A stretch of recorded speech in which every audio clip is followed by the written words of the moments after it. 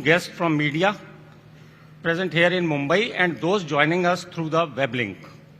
We appreciate your presence on this significant occasion, and we unveil our revolutionary product that will redefine the farming sector. In the next 1 hour, we will take you on a journey of Swaraj and discuss changing agriculture landscape in India and introduce our new range. Once again, thank you for joining us, and we look forward to sharing this exciting experience with you. Thank you very much. Now over to Angela to take the further proceedings. Thank you very much.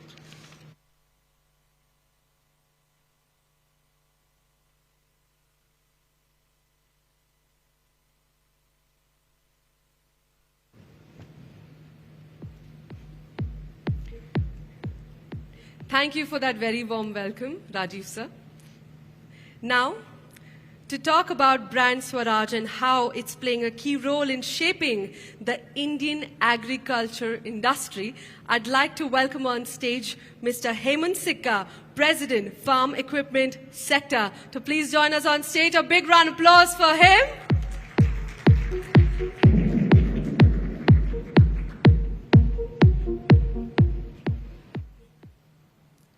Good afternoon, friends. Thank you very much for joining us today on this very momentous occasion for all of us in Swaraj, wherein we are launching a brand new platform in a category where Swaraj doesn't play. As some of you are already aware, Swaraj is the fastest brand in India in the last decade. It is the fastest growing brand. We have seen every year Swaraj is moving from strength to strength and is able to add market share gains.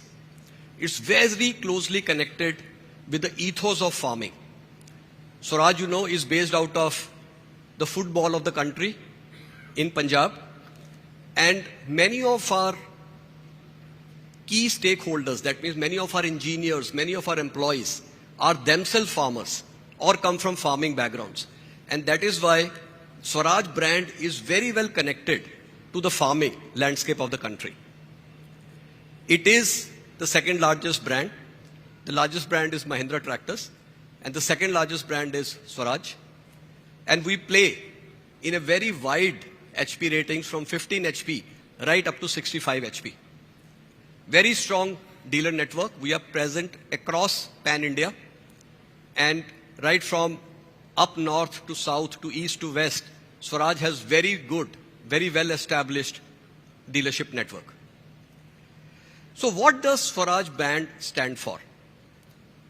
Swaraj brand stands for being authentic. It stands for power, stands for its reliability, stands for its durability. So Swaraj brands has very clear articulation of its positioning, and this is how we connect with our farmers. Brand made by farmers, engineered by farmers, for the farmers.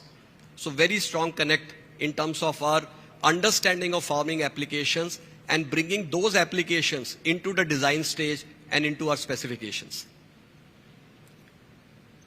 We have really invested into world-class facilities to support this kind of brand. We already have 3 plants, 2 assembly and manufacturing plants and 1 as a standalone foundry plant. And because we were getting such tremendous response on the demand side, last year we started construction of a 3rd plant, which should be getting ready in the next couple of quarters. So this will add capacity to the brand and help us grow the brand further. It's not only the manufacturing plant, we are also working on several new platforms. And today is one such day when we are showcasing our latest platform to you. But this is just the beginning of the journey for new launches from Swaraj. And as the quarters come and as time goes by, we will be launching more and more platforms. And all these platforms will align very well with the farmers' needs and also very true to the Swaraj brand.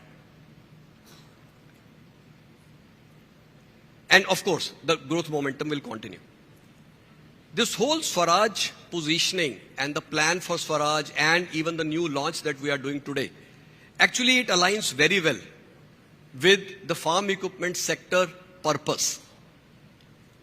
And this purpose is very dear to everybody who works in Swaraj, because our purpose is not to make a particular implement or to make a particular type of tractor.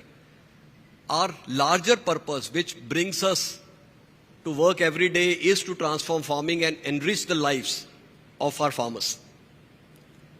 And as we go ahead with more presentations shared by my colleagues, you will see that everything that we talk today, everything that you will see today, aligns very well with the FES purpose. Let me talk about where does this new product will fit in. We all know that India is a very large cereal grain production country, but you will be fascinated to know that right now the growth of horticulture in India outpaces the growth of food grain production in India. With a cropped area of only 18%, it contributes to 30% of the agri GDP. That means compared to the area that we occupy for horticulture, the impact on GDP is much higher. The production of horticulture crops is now overstripping the production of food grains, and it yields more income for the farmers. We all know that India is very strong in these horticulture crops. We are the world's leader in terms of production of mango, banana, guava, papaya, and some many other fruits. And as the country progresses, as the country becomes more prosperous, we all know, learning from other countries, that people, consumers start consuming more of horticulture crops and cereal crops actually stagnate. And this is what we are seeing. The production of horticulture is growing at a much faster pace than the production of cereal crops. And this is where our new product will fit in very well. So what is this new product that we are talking about? So what is the product that we are showcasing today will address? So first of all, it is a lightweight tractor. So what does lightweight actually mean? Lightweight means, of course, it is light in weight, it is narrow in track, it has a very tight turning circle, and it has low seating position. And if you just imagine this kind of specification, you can easily visualize the horticulture fields which are very narrow in tracks, which have got plants and trees where they have very high surface area. So as a result, the larger envelope tractors are not able to enter these fields, whereas our new product will be able to enter these fields and able to work very well in these areas. Since it is narrow in track, it is able to get into interculture application, and also it is very well suited for spraying application. So clearly, it will be able to enhance the productivity for our farmers and able to give them more prosperity. It is very comfortable, very good in ergonomics, very easy to reach controls, and several new features that we will introduce to you in the next sessions. In which segment does it play? All of you know that in tractors we always talk about HP segments, and these are mostly in the band of 10 HP ratings. So our products will come in the band of 20 to 30 HP segment. And this segment is the most growth focused segment. Currently, the tractor CAGR for the whole industry is growing at around 6 to 6.5%, 7% kind of CAGR. Whereas the 20 to 30 segment is growing at 3 times the pace. It is growing at 18% CAGR, almost 3 times of the CAGR of the general overall industry. So this is a growth segment for us, and the products that we are launching today fit in very well into this segment. Currently, we don't have these products from Swaraj stable into this, so this is clearly a white space area for us and clearly then gives us growth. With this, since we have done a lot of pre-work in terms of talking to our customers, in terms of getting a lot of feedback, we conducted 1,500 sessions with our customers across the country to learn about what are the real needs of the farmers in this segment. And all of this has gone into the design stage, and we have been able to incorporate most of this feedback. So as a result, the product that you will see today has come up, which aligns with Swaraj brand and also aligns with the aspiration of the farmer that we are trying to fulfill here. With this, I would like to invite Rajiv back on stage to take the presentation further. Thank you all very much.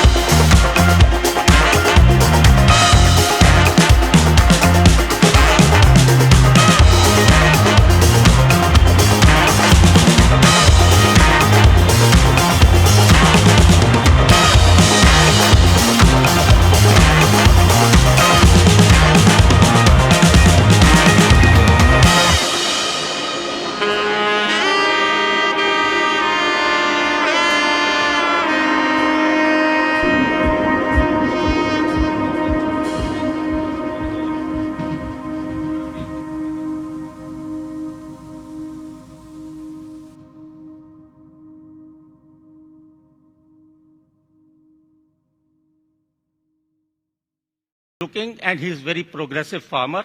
So we have to serve that customer. Thank you very much.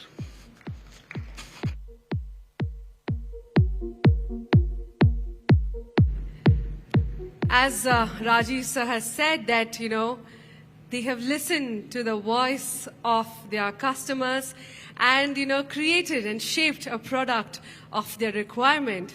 And I'm sure you want to know more of what is to come. So I'd like to welcome Mr. Harish Chauhan, Chief Executive Officer, Swaraj Division, to talk in detail about the product and its first in segment features. Please welcome him with a big round of applause.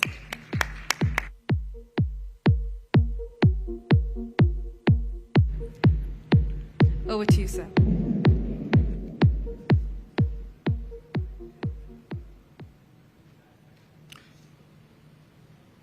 With these insights which Rajiv spoke about, after meeting 1,500 customers, we really thought about how do we relate insights to our core DNA of Swaraj, of power, reliability, authenticity, so that we can offer a product, a new platform with these virtues built in, but building something more on it.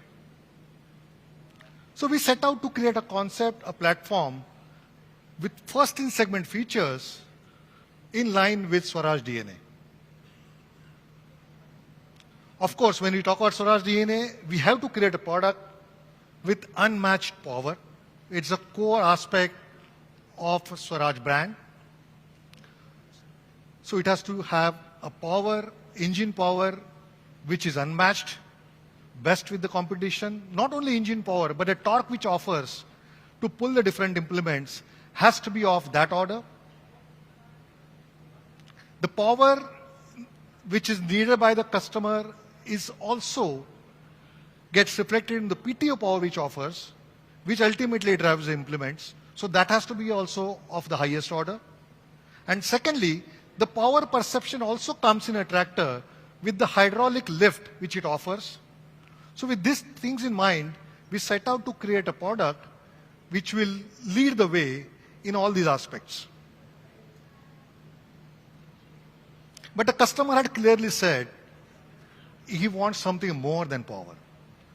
So how can we overlay that with technology and therefore create a product platform with latest technologies to create unique features for him? Traditionally, the tractors in India are having less of button controls in their operations, in their tractors. So we thought of having a switch operator controls, latest transmission technologies, just like cars, so that the comfort and ergonomics aspects are taken care. As Rajiv mentioned, during season times, the operating window for farmers is lower, and he wants to use his tractor more and more during a day. So how can we give him the best cooling system so that a tractor runs without getting heated? And obviously, a unique feature like wet PTO clutch, which allows uninterrupted operations for the farmers. Power plus technology, but farmer needs to use a tractor in variety of applications so that it has to be versatile. So we set out to also create a tractor suitable for multiple applications. As Hemant mentioned, a lightweight compact tractor has got unique things. So we thought, how can our track width can be lowest in the segment? How it can have a lowest turning radius so that it can maneuver through narrow lanes in farms. At the same time, how it can have a low seating height. How can we forget Swaraj's legacy of reliability? And that's the reason the product development cycle took into account various aspects of rigorous testing for more than 10,000 hours, both in field and lab. Suitability check at more than 25 different geographies in India so that all the customers in different states can use our tractor. Validated for 20 plus different applications as well as implements. And not only this, we gave our tractors in development stage to use by the customer so that they give us a real life feedback what improvements it needs. And here's the outcome. A most powerful tractor in compact tractor segment, packed with latest technologies that makes it unique. So what is that unique? How it is different than the competition which we are going to create? Let me take a few aspects of it. First, power. In tradition with the Swaraj brand value, this tractor will have highest power in this segment of 29 horsepower. Not only engine horsepower, but also torque. It will have significant higher torque as desired by customer of 87 Newton meter, much ahead of the competitors. At the same time, a significantly higher lift capacity so that it can lift heaviest implements. And in vineyards, generally people want to pull a heaviest sprayer so that the work can happen faster and the productivity is enhanced. So all these three factors will allow the customers of this product with unmatched power to do all these things. There's always a trade-off. When somebody goes for power, generally there's a trade-off on fuel efficiency, but we have also cracked that. Despite having higher power, this is the most fuel efficient tractor at 220 gram per HP hour, which provides best-in-class fuel efficiency and offers substantial savings to the farmers. I think we heard customers that they all know this, they all have experienced this, but they are willing to experiment something different. And as Rajiv said, the customer segment for this is progressive, willing to experiment new things, and he's looking for something new. He's willing to pay for it as well. So we set out to create technologies which will enable higher productivity, higher cost efficiency, higher comfort. And these are the four unique technologies which we are building in the tractor, which are segment leading first in this segment. First is pressure switch, a sync shift transmission, max cool cooling system, and wet IPTO clutch. So what are these technologies? The spray saver switch is something which is first time in this segment, which allows you to operate implements by touch of a button. When the customers are going in vineyards, when they're taking turn, they have no way to stop the spraying when they're taking turn and the spray gets wasted.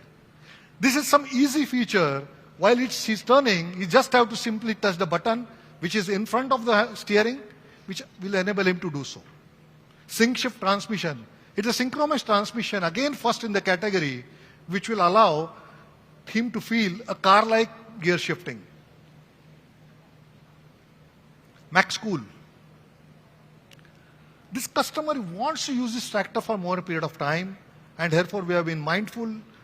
We have put a 20% larger cooling system to improve heat dissipation so that he can work uninterrupted. And to also work in uninterrupted, we are giving a wet PTO clutch, which allows PTO implements to work non-stop even when the clutch is engaged.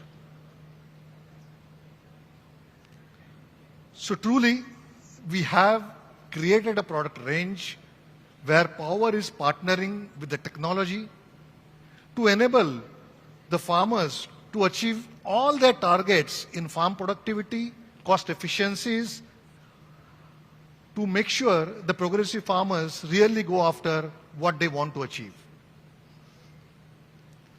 And friends,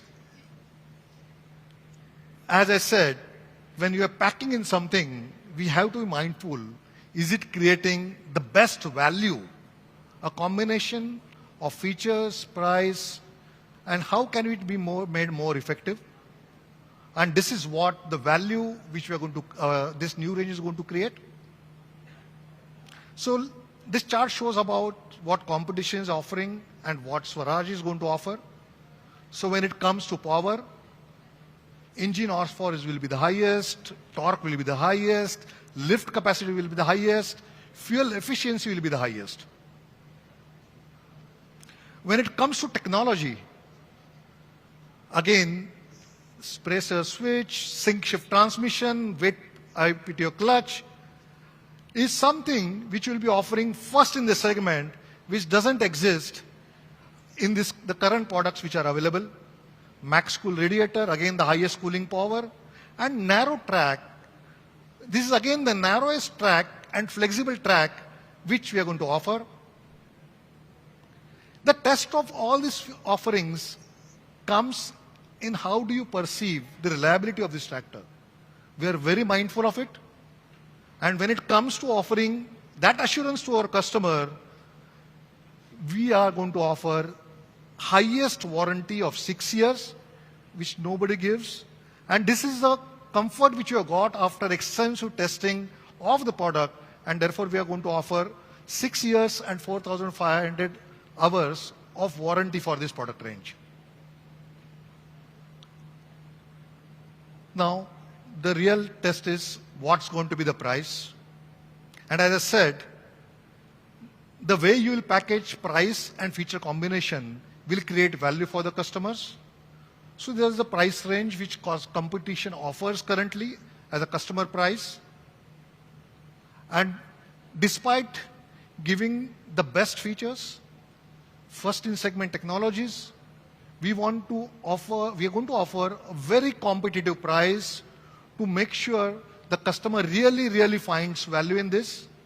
And we're going to offer it at 5.35 lakhs price point with all these features and create value. You all must be wondering, how does this product look? So I'm going to take help of a video to share with you some teasers before we unveil the product. Request for AV, please.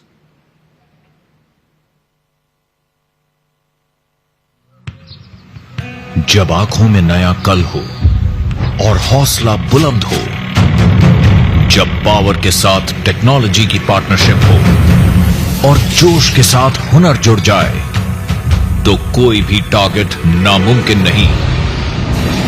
एक ऐसा tractor जिसके जोश के सामने दलदली मिट्टी भी घुटने टेक दे, जिसकी आधुनिक टेक्नोलॉजी मुमकिन करे सिर्फ एक स्विच से इंप्लीमेंट्स को स्टार्ट या स्टॉप करना। देश का एकमात्र ट्रैक्टर जिसके लिए मुमकिन है सीना चौड़ा करके भी चलना और फसलों के साथ अपनी चौड़ाई भी बदलना। एक ऐसा स्पेशलिस्ट ट्रैक्टर जो संकरी राहों में भी चलेगा और चलेगा बिना रुके, बिना थके, और छोटे से छोटे फल को भी देगा स्प्रेइंग का सुरक्षा कवच। पेश है आधुनिक किसान के हर टारगेट को मुमकिन बनाने वाला स्पेशलिस्ट स्वराज टारगेट, जो करेगा मुमकिन आधुनिक किसानों का स्प्रेइंग का टारगेट, इंटरकल्चर का टारगेट, तरक्की का टारगेट। स्वराज टारगेट, अब हर टारगेट है मुमकिन।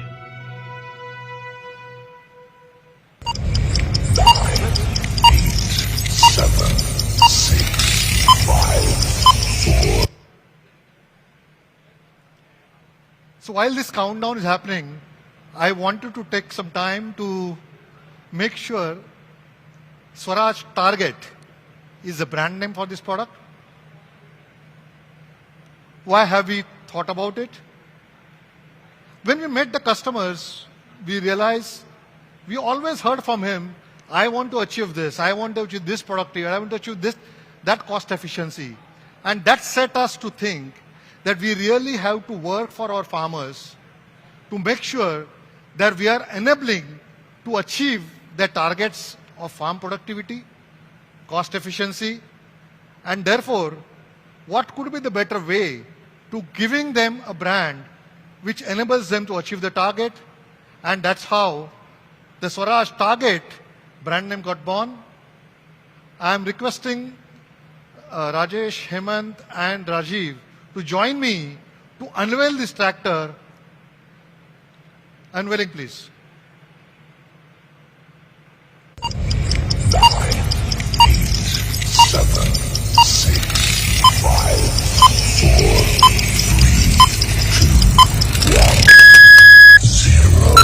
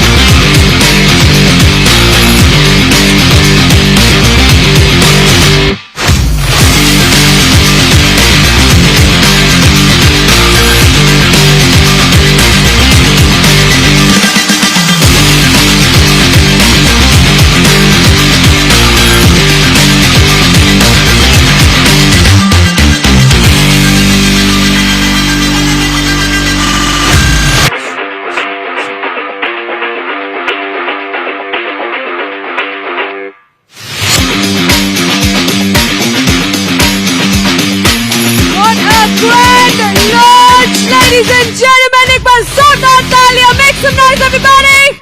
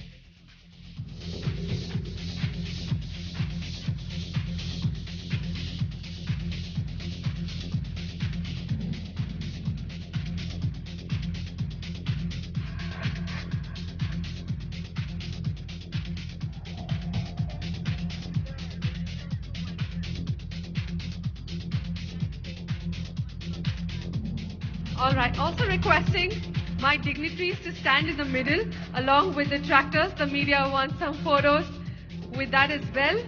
Yes, join us. Once again, ladies and gentlemen, what a grand launch of Swaraj Target. Zordar Talia! Woohoo!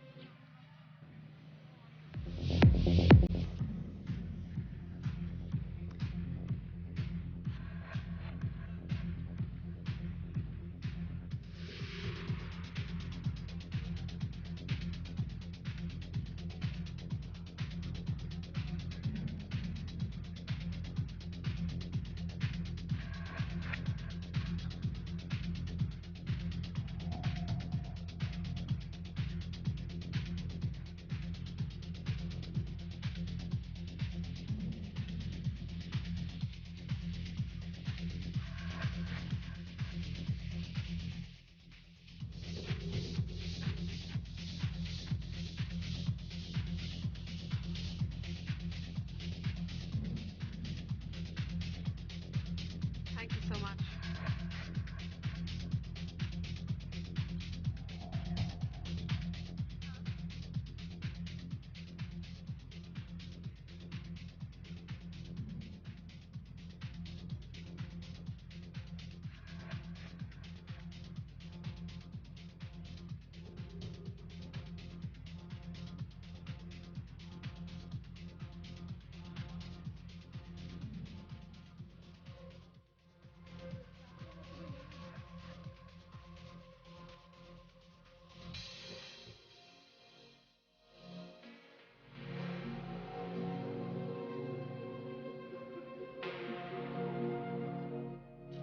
Ladies and gentlemen, what a fantastic launch we all got to witness.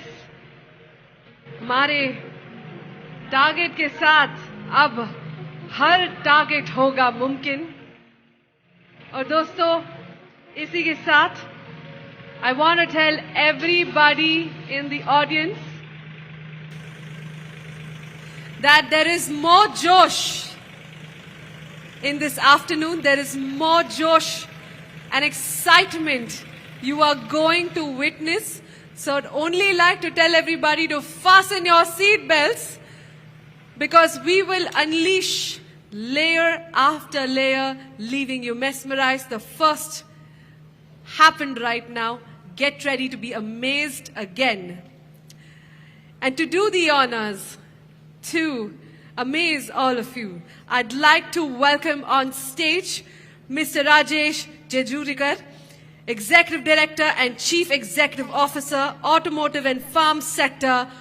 Please put your hands together for him. Come on, everybody. Good afternoon, all of you, and thank you for being here at the launch of the Swaraj Target. It is a momentous occasion for us as Swaraj moves into a new segment. We're personally very, very excited with the launch of the Swaraj Target. We think the products come out really well. As Harish captured on his slide, it's a product packed with features at a super price. And we know this product is hence going to go in, grab market share, and create a very strong presence in the very, very fast-growing horticulture segment. Swaraj is a strong brand, number 2 in the tractor market, just after Mahindra. But it's also a brand which is now going to be having a very, very exciting portfolio being refreshed. And what you're seeing today as the launch of the series of Swaraj Target is one step in that direction. A very important part of the Swaraj journey is about strengthening the brand Swaraj. And I'm going to talk a little about how we're thinking about strengthening the brand Swaraj. The Swaraj brand, as Hemant and Harish and Rajiv spoke about, has a very strong core DNA. And that strong core DNA is about power, Josh, and dependability. Into that strong Swaraj core, we need to inject some more modernity and make the brand more aspirational. And as we think about doing that, we think about how the farming segment is evolving in the country and indeed around the world. Newer, more evolved, younger people are coming to farming, but people from different professions are also moving into farming. One such individual you may have heard about who's moved into farming 3-4 years back has been the very famous Indian cricketer Mahendra Singh Dhoni. And he moved into farming a few years back and really ramped it up during COVID. As he said, there wasn't much else to do in that period, and farming really came close to his heart. And it's fortunate for us that he chose Swaraj to be his brand in this journey into farming. So we do have Mahendra Singh Dhoni as one of those evolved segment leaders who's come new into farming and chosen Swaraj as his brand a few years back. What I'm going to play for you right now is a chat video with Mahendra Singh Dhoni. It's a 5-minute video of Mahendra Singh Dhoni talking about why he got into farming and why he chose Swaraj. So can we have the Mahendra Singh Dhoni interview, please? Dhoni sir पहले cricket के field में और अब farming के field में आप खेती की तरफ कैसे मुड़े? खेती अगर आप देखो तो we came from a small town, Ranchi बहुत बड़ी जगह नहीं है, तो बचपन से ही proximity to farming was there. It's not a new concept for us. जहां तक इस पर्टिकुलर फार्म की बात की जाए तो वी स्टार्टेड बिफोर कोविड. हमारे पास एक 40 एकड़ की जमीन थी and it was used for farming before I bought it over. So हम लोग उसमें थोड़ी फार्मिंग कर रहे थे. 40 एकड़ में मे बी धीरे धीरे करके we started using 4.5-5 acres. But जब कोविड हुआ तो ऑफकोर्स लॉकडाउन था and all of a sudden मेरे पास भी बहुत ज्यादा टाइम हो गया एंड आई फेल्ट कि ये सही समय है फार्मिंग में जाने का. It was very fascinating. Specially अगर आप देखो कि एक दिन पहले आप जाके देखो तो भिंडी इतनी बड़ी है. ओवरनाइट सवेरे जब आप जाते हो तो all of a sudden it grows. आपको ऐसा लगता है कि if you sit there the whole night you will actually see it grow. So it was very fascinating and उस समय हमने डिसाइड किया कि this is something I definitely want to do.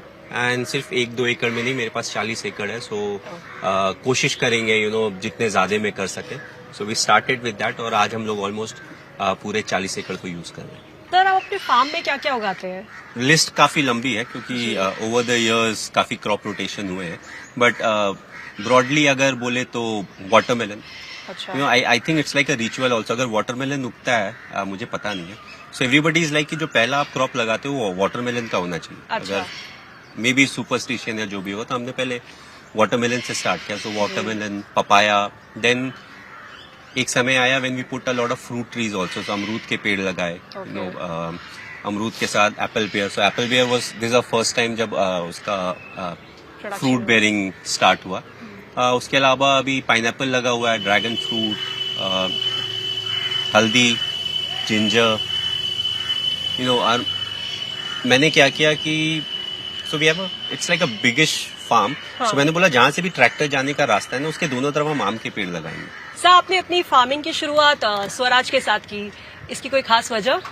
हम लोग भी क्या था कि नई चीज सीख रहे थे. सो ऑफ कोर्स मैं थोड़ा इंक्लाइन था कि जितने मैकेनिकल इक्विपमेंट्स हैं जितने ज्यादा हम यूज कर सके उतना अच्छा होगा, because you save a lot of time and things are more in your control. तो हमें भी बहुत ज्यादा आइडिया नहीं था, बट सबसे हेल्प तब होता है जब आप उन लोगों से पूछो जो ऑलरेडी इस फील्ड में है.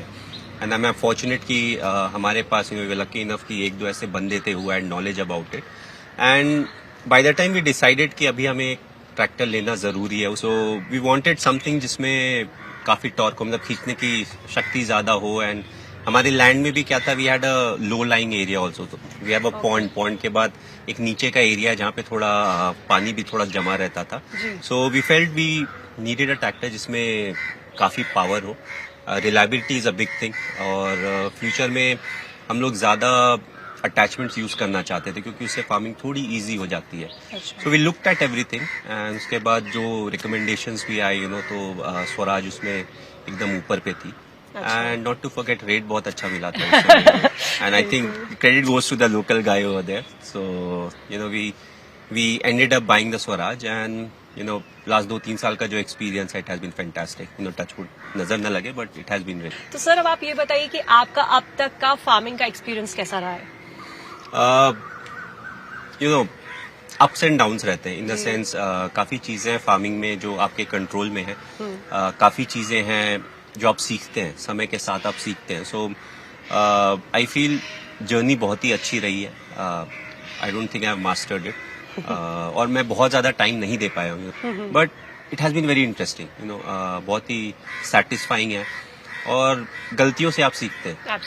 एंड जिस तरीके से अगेन रिसर्च चल रहा है, कौन सा क्रॉप आप कब लगाना चाहते हैं, फिर सेम पीस ऑफ लैंड में उसके बाद आप क्या लगा सकते हैं, so that the nutrient content remains the same. अगर मैं आपसे पूछूं कि फार्मिंग और क्रिकेट को अगर कंपेयर किया जाए तो दोनों में से क्या टफ है? लाइफ में क्या होता है, हर चीज ही टफ होती है. There is nothing that is easy. So cricket भी टफ है, फार्मिंग भी बहुत टफ है. नाउ जब मैंने पास से देखा है तो आई कैन रियलाइज क्रिकेट का प्रेशर बहुत ही अलग प्रेशर है. क्योंकि आप अपने देश को रिप्रेजेंट कर रहे हैं तो आप हमेशा चाहोगे कि आप अपना बेस्ट दो. प्रिंसिपली अगर आप देखो तो फार्मिंग भी इट्स ऑल्सो वेरी सिमिलर. सिर्फ ये चीज है कि कई बार there are things in your control, there are things which are not in your control. Thank you so much sir, it was lovely talking to you.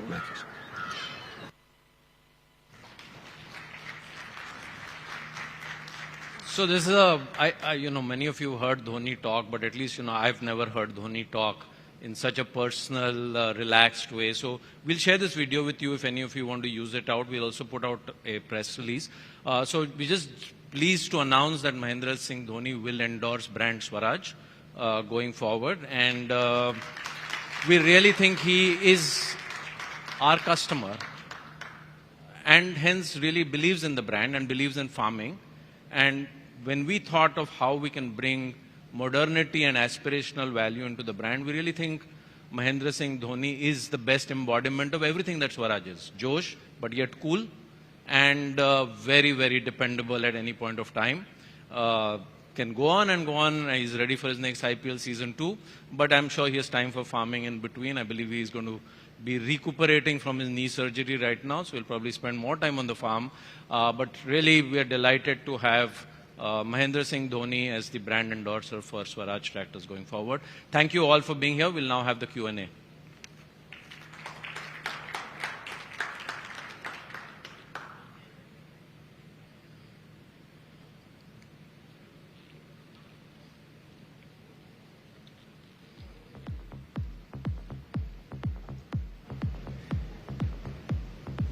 They're releasing the...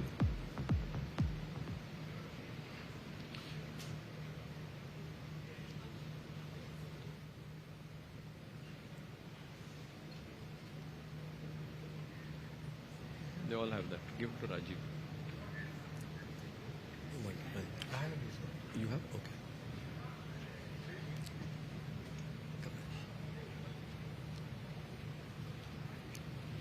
Do we need chairs?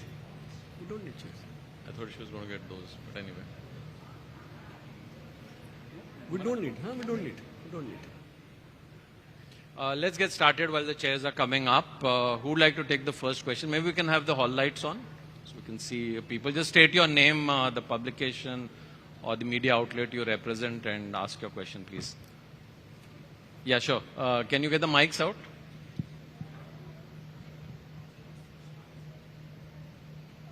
Hi, good afternoon. I'm Rajesh here from Gaukari newspaper, and my newspaper is from Nashik. And I heard many times you said about the vineyards. So I just wanted to ask, is the attachment we see in the AV are available from your side, or the farmer has to take it from his own thing? Yeah, firstly, you are absolutely right. You're from Nashik, and that's the market for a product like this. So you're absolutely right. Are you a farmer too, or no? Okay. Harish, you want to take the question on the attachments? Yeah, I think the kind of attachment which you're showing will be available at our dealerships, because we really want to make sure there's a good optimization which happens with sprayers and other attachments. They all will be available with us. Yeah.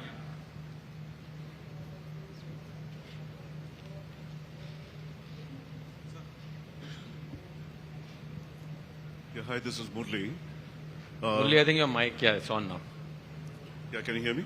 Yeah. Yeah. I was curious, how did you manage with all these features and all these added tech-ons to have such a competitive price tag? Harish, you want to take that? Have? A competitive price with these features. Yeah. Harish, should we sit? Harish, Yes. you want to sit?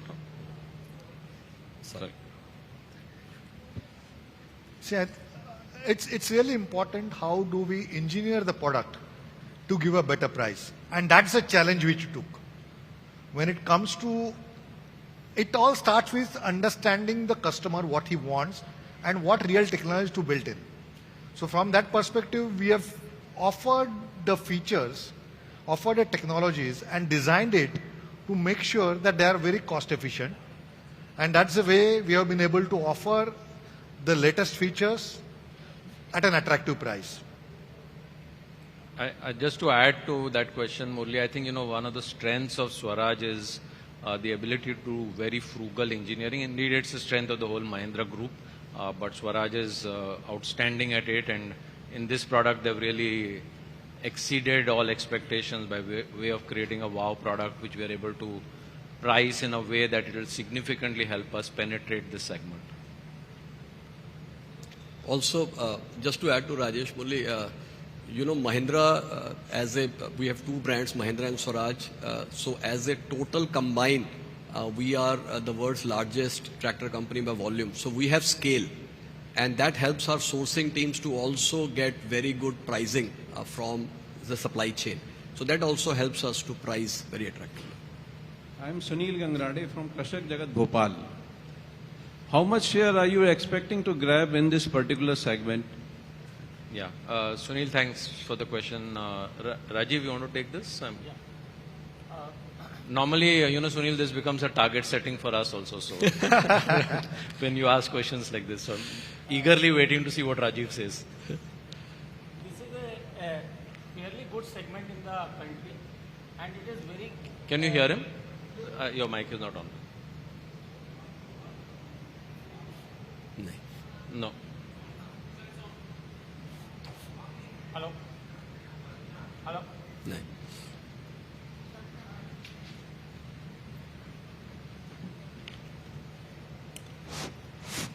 It is a very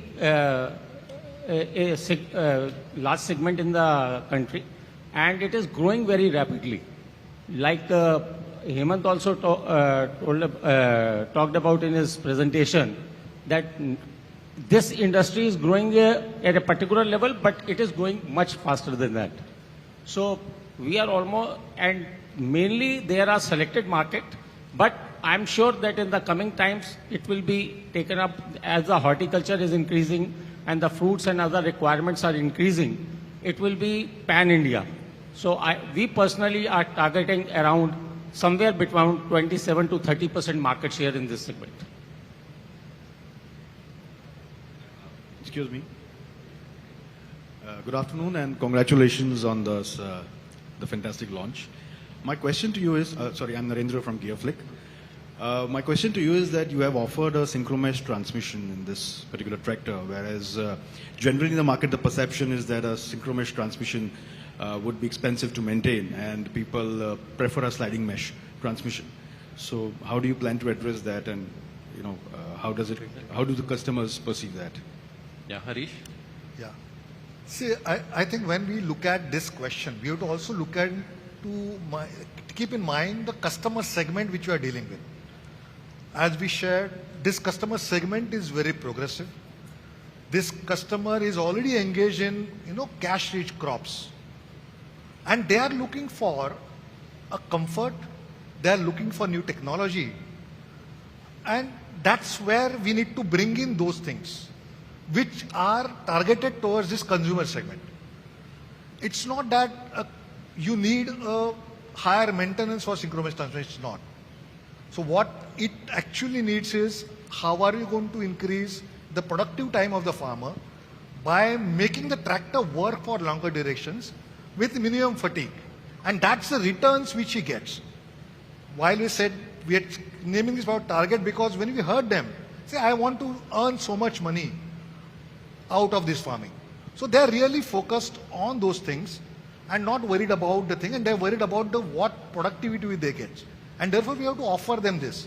So that's the way we have brought in this technology which enables them to do that. And it's not really expensive to maintain. Yeah, thank you. That was the perception that people always had. So that was why my question was put to you. Yeah. Thank you. Thank you. Hi. Over here, on your right. Hi. Yeah. Hi. Darshan from Informist Media. My question is, first of all, congratulations on the new launch. How many of these do you plan to produce every month, and can you give a sales guidance for FY? Yeah, so we normally don't, as you know, give a sales target for any launch. But in a way, Rajiv has done that by giving a market share range that we are targeting. And we would have capacity to go there over a period of time, because we have, as you see on this chart, on the screen, on the stage, we have 2 horsepower segments. We're launching one now and one will follow in the early part of the next calendar year. Okay. And where do you plan to manufacture these? Which plant? Harish? So we are planning to manufacture it on Mohari plant. As right now it is getting manufactured in current plant, but our new plant is also getting ready to make such a high technology product. So eventually it will move to a third plant which will come into play in time to come, in another couple of quarters, as Hemant said. And that is in Punjab itself? In Punjab, in Mohali. Thank you so much. Hello. Over here, sir. My name is Sarfaraz and I am from Hindustan. My question is a little strange, looking at what type of questions we are being asked. The tractor looks like fitting in a sub 4 meter segment. And the pricing happens to be around the Marutis and Hyundais that we are having on the road. Can this tractor be used for city commute also?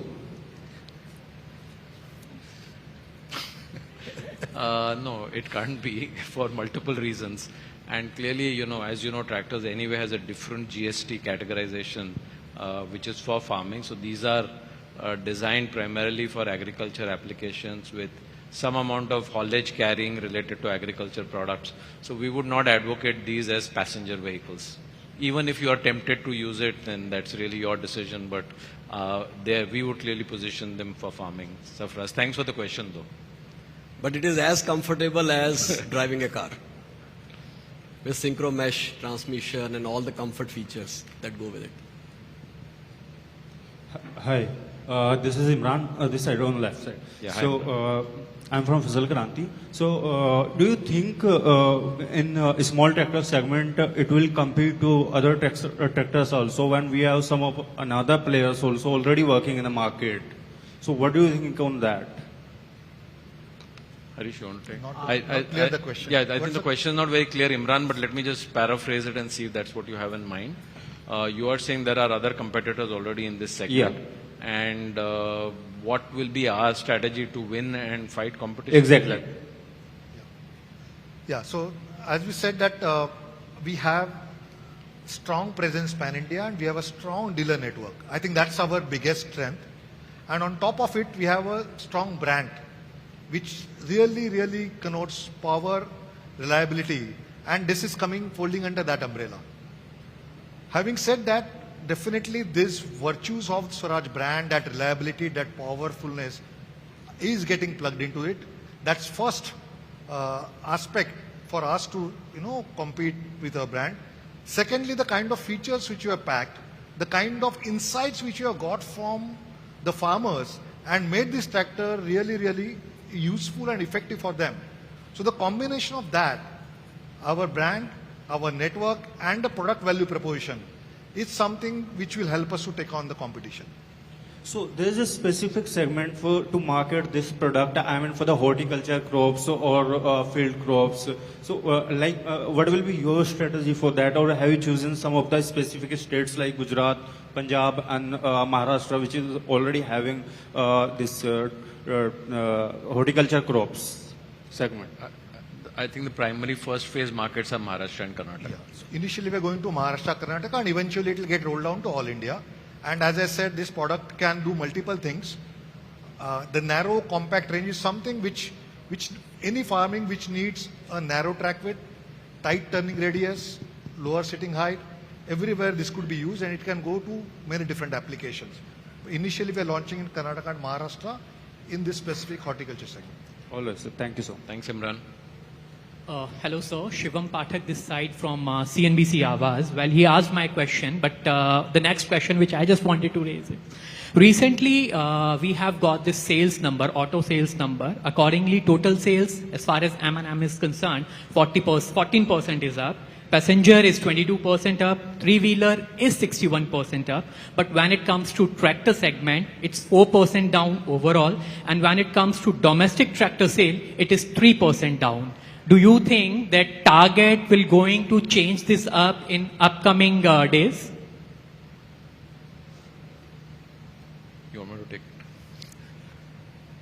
So, first of all, we wanted the focus here today on the product that we are launching, Target. But since you have asked the question, we are very optimistic about this product. I think, as you have seen the presentation, the product has come out really well. We believe that we have a very attractive pricing with our dealership network deeper into the states that we are targeting with the kind of features and pricing. I think this is a winning proposition for us. So a very short answer to your question is, yes, Target will help us gain volumes. It will help us gain market share. And all other products are also very well positioned, both in the Mahindra and Swaraj brand. So overall, I think Mahindra is very well positioned. Last year, while the industry grew 12.2%, Mahindra grew 15%. So we have been able to garner share points, and we are very well poised this year to also continue that growth that we have charted out last year. And Target is a critical part of that strategy. One more question, sir. When it comes to geographies, while coming to the features of the Target, you mentioned fuel efficiency and lightweight narrow, you highlighted that up. So apart from Karnataka and Maharashtra, as you mentioned, are you targeting any hilly state, like Seven Sisters we call, or Uttarakhand, Himachal, the mountainous region with a small and a good tractor like Target? Rajiv? Yeah. Initially, because so far the industry is majorly in these two states, contributing almost 75%. But as I mentioned, in the other segments also, it is in the other states also, it is going to grow. And once we are through with this after the launching, we will go pan-India with this. And I would like to mention here, it is really very specialized in these segments, but it can do other works also. So we are not confining to only Karnataka and Maharashtra. We will go pan-India. Thank you, sir. Hi, Anurag from ET Now. Could you tell us about your upcoming tractor product launches in this FI? Upcoming, we don't talk. Yeah, so, we obviously cannot put out the whole calendar of our product portfolio. There is a refresh on the overall Swaraj brand that's happening, which is rolled out in 5 states. We already spoke about that last week as a starting point, and hear more about that as we roll out.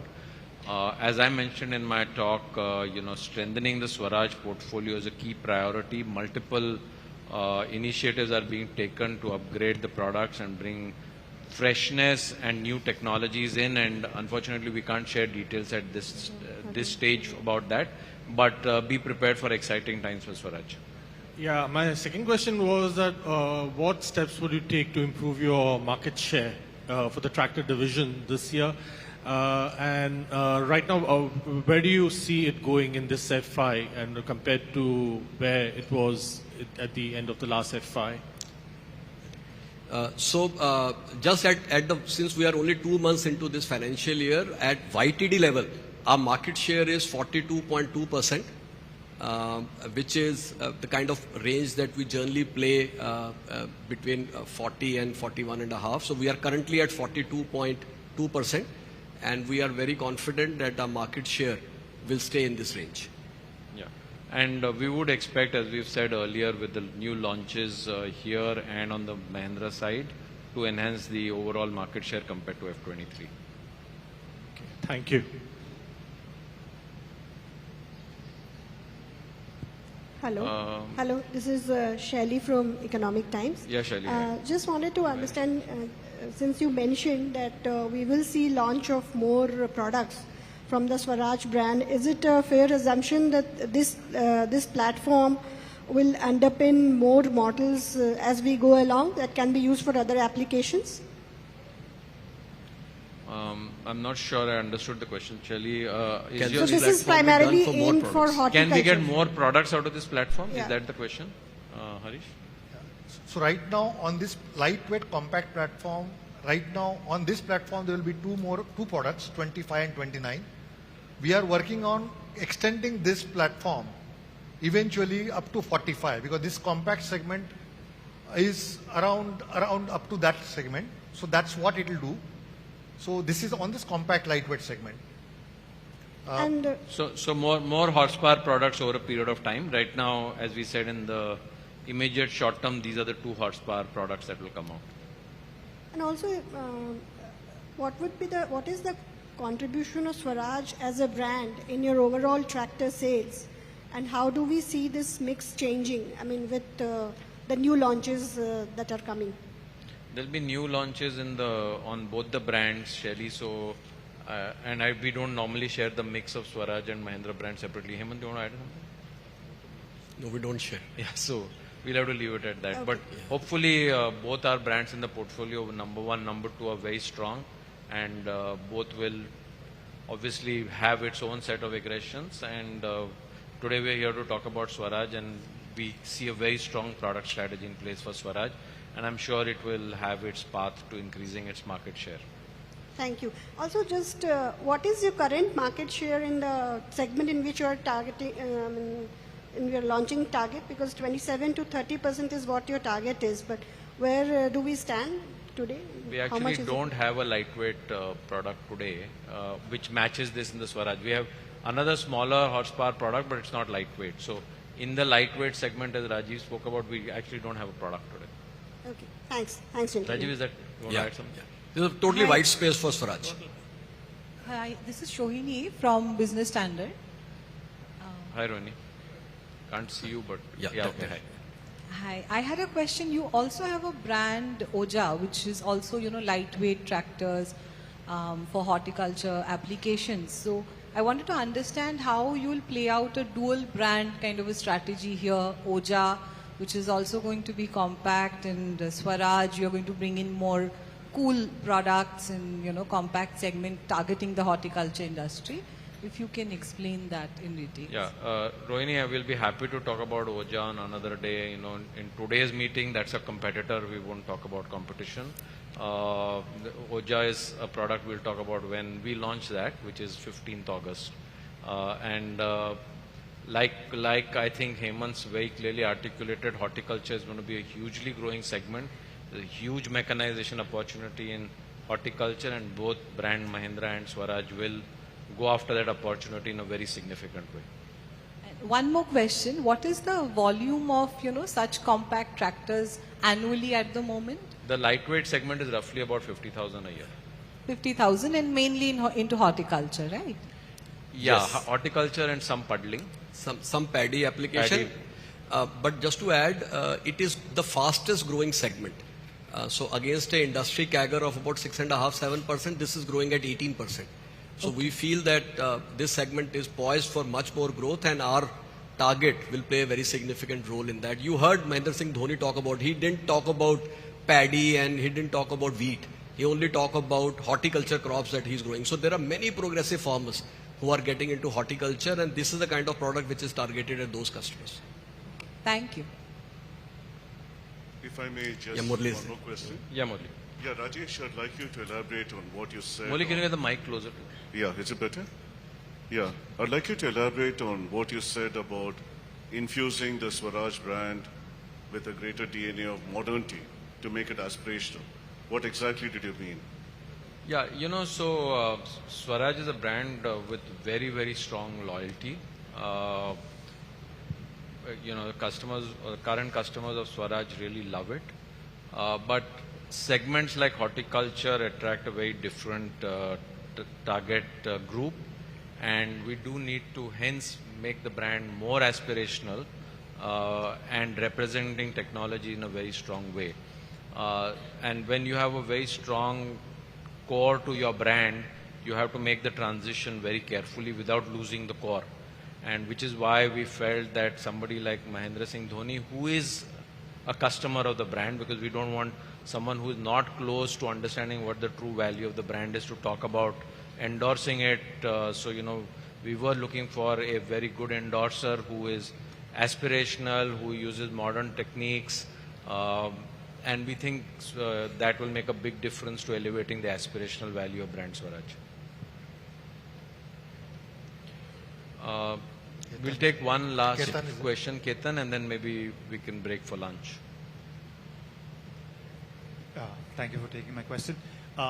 So tractor is a very regional play, and help me understand where all Swaraj brand is strong in terms of states, and what's the strategy of penetrating into different states. You're very strong in North and I guess Central India. Correct me if I'm wrong. But just help me understand the regional play part of Swaraj. Where are you strong? What are your aspirations of penetrating into other states? Yeah, so actually, I'll take a second, Rajiv, and then hand over to you. This is a very dominant perception which many people have, which is that Swaraj is a very north-oriented brand. And Rajiv will share some more detail with you, but actually it's very evenly spread. Some of the south states, Swaraj is extremely strong. So Rajiv, you want to take a little bit of a... Actually, it is a perception because it is based in North India, and once upon a time it was, but now we are pan-India presence is there, and we have got a very good network across the states, and we are almost a difference of 2%, 1% here and there. I think we are across pan-India doing good and trying to move. There are certain states which we have to work, but at a overall level, we are across and pan-India, not only North India. Even Maharashtra, where we are sitting, I think we are very strong. Karnataka, where we are where we are launching this, I think we are very strong. So it is not that we are only a North Indian. Yeah. So just to give you a sense, Ketan, there are 2 or 3 states in North where actually Swaraj is #1 brand, not even #2. And most of the states in the rest of the country it is #2, and maybe 1 or 2 states may be #3. So it's some states #1, most of the states #2, and some states #3. So it's very well represented across the country. In fact, we operate with 5 regions or zones, and the market share across 5 regions is quite uniform, as you said. Thanks. On the globalization front with regards to Swaraj brand, help me understand, do you have aspirations of taking it to the other markets? Mahindra tractor brand is very well distributed in different parts of the world, but what's the strategy of globalization with Swaraj brand? So at this point of time, Swaraj brand is basically selling in and around India, which is the South Asian markets. That's where we have a couple of countries in Africa. We still continue with Swaraj brand, but the big global play will be with brand Mahindra. Swaraj is a very strong Indian brand and will work to develop its presence. Some of these products, which are global class, may go into international markets as well. But really, the focus of Swaraj is to build its strength in India and a few other India-like markets. And just lastly, on the mechanization front, mechanization is a big push from Mahindra and Mahindra. Specifically for Swaraj, do you have a dedicated arm, or how does it work on the mechanization front, and what are your aspirations there as well? Yeah. So, Ketan, thank you for asking this question, because, farm machinery, which we described as products other than tractor, is a very big focus area for us, and Swaraj has a big play in that area, because Swaraj has wheeled harvester and crawler harvesters, and in both areas we are very focused. We have recently come up with a new Gen 3 wheeled harvester, which we believe is a very good product and which should do very well. Similarly, we are working on more features and more products on the crawler side. Other than that, we have launched Code, which is again for horticulture, farm machinery product. Plus, on all tractor trail products like rotavators and other products, Swaraj has a very good play. So like Mahindra would play in this segment, Swaraj will have a very strong play in that sense. With a dedicated brand. Yes, yes. Right. Thank you. Thank you. So rotavators and all, there will be a Mahindra rotavator and Swaraj rotavator which sells through. So farm machines, tractor related, go through their respective tractor channels with the respective brands. Right. Thank you very much. Okay.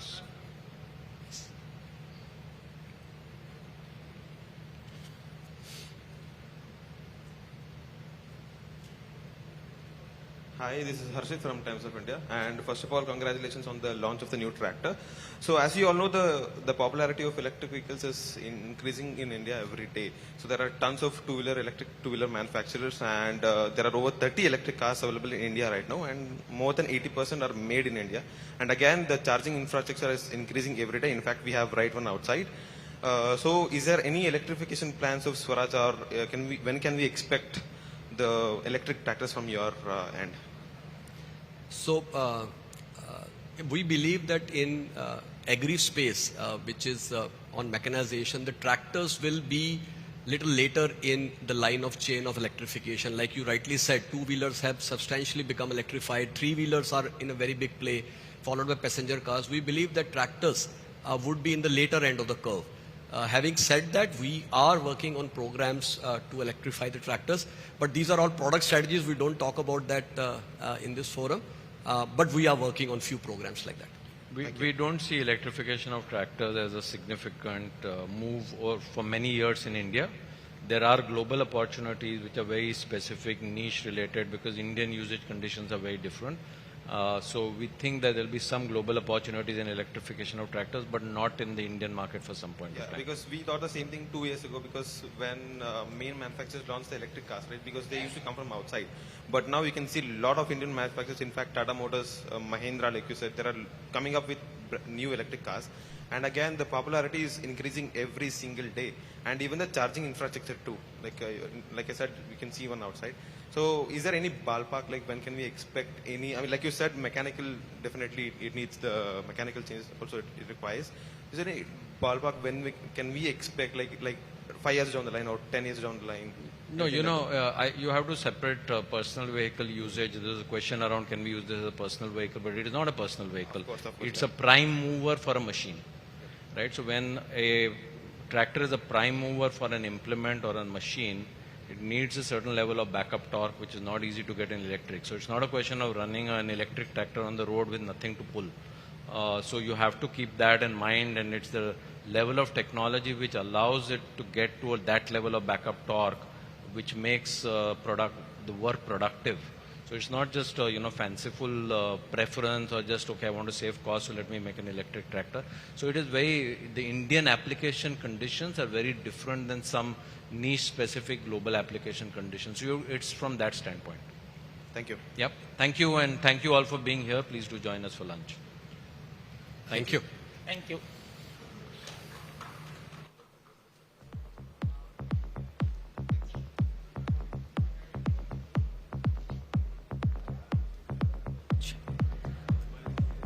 Before everybody leaves, can we have a big round of applause for this amazing launch? Thank you so much for being with us over here. We'd like to tell all of you that lunch is being served in the ballroom. Please help yourselves with the mouth-watering delight Swaraj has organized for you all. And do remember to collect your press kit from the registration desk outside the ballroom once you are ready to leave the premise. Once again, do not forget to collect your press kits before you leave. Thank you so much for all of you have gathered here and given us your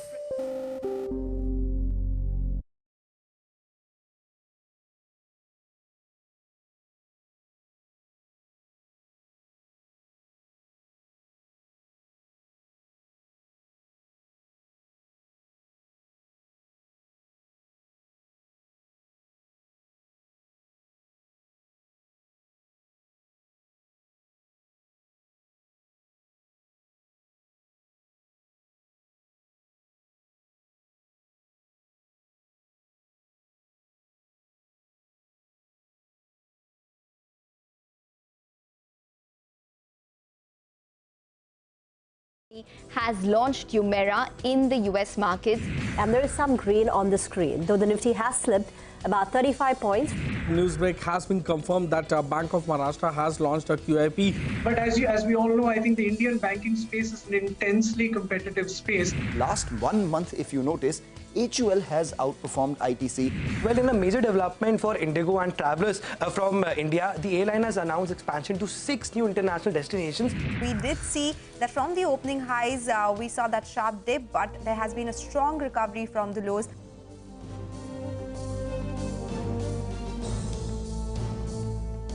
Well, that was the day so far. You're with us here on Closing Bell, the last edition of Closing Bell this week. I'm Prashant. With me, my colleagues Reema and Surubi here in the studios, and I think Mangalam is joining us from the newsroom floor. Mangalam, hi, good afternoon. Good afternoon. You know, it's been a story of 3 separate acts for the market, and I think we're in Act 3 so far.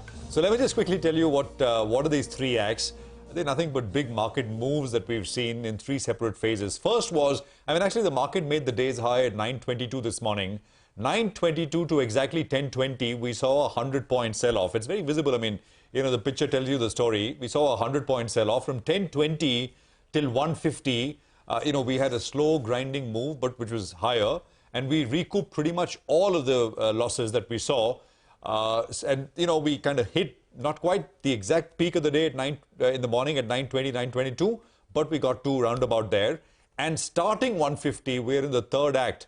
And, I don't know where we will be by the end of it, but we've seen a sharp sell-off once again, which amounts to, at last count, about 55, 60 odd points or so from 150. So 3 separate kind of moves. All in all, net after all of that from yesterday's close, the Nifty has got about 30 points to show for it. There has been selling pressure which is emerging at higher levels. This week, and I think that makes the point about the vibrancy of the broader market. By the way, mid-caps and small caps are higher, but nothing compared to the last 2 days. Small cap index was up 2% last 2 days. It's up a little bit. That's about it. But for the week, that is Friday till now, the small cap index is up 3%, the mid-cap index is up 1.5%, and the Nifty is barely up. And I think that is the story which we will focus on via individual stocks over the next 60 minutes. Reema. Hi, I'm just focusing on the 3rd act, right? The fall that we've seen in the last few minutes. Look at the Nifty Bank.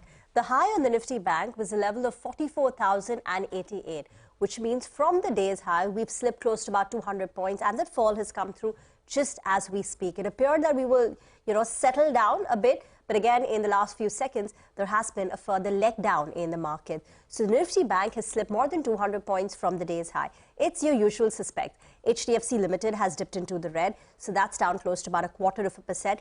HDFC Bank is about to dip into the red. It's absolutely flat. In the morning, it was in the green, but now it's completely flattened out. You've got some pressure coming through on ICICI Bank, and Reliance Industries has been under pressure through this week. Pull up, the 1 week chart of Reliance Industries.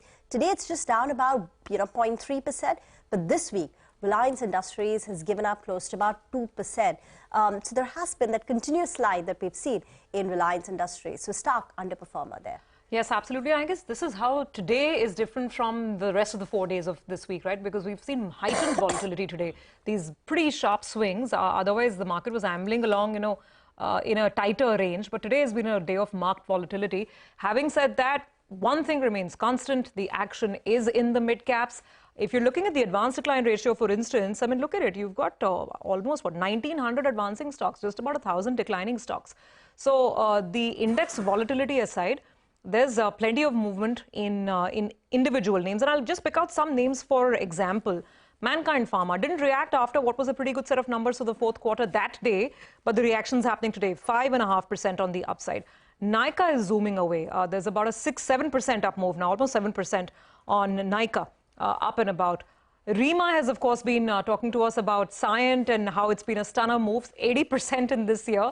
Today itself, that move is about 6-7%. So a lot of interesting mid-cap plays. By the way, the Graphite twins, HEG and Graphite India, both of those stocks are really, really active. Again, big volumes as well on them.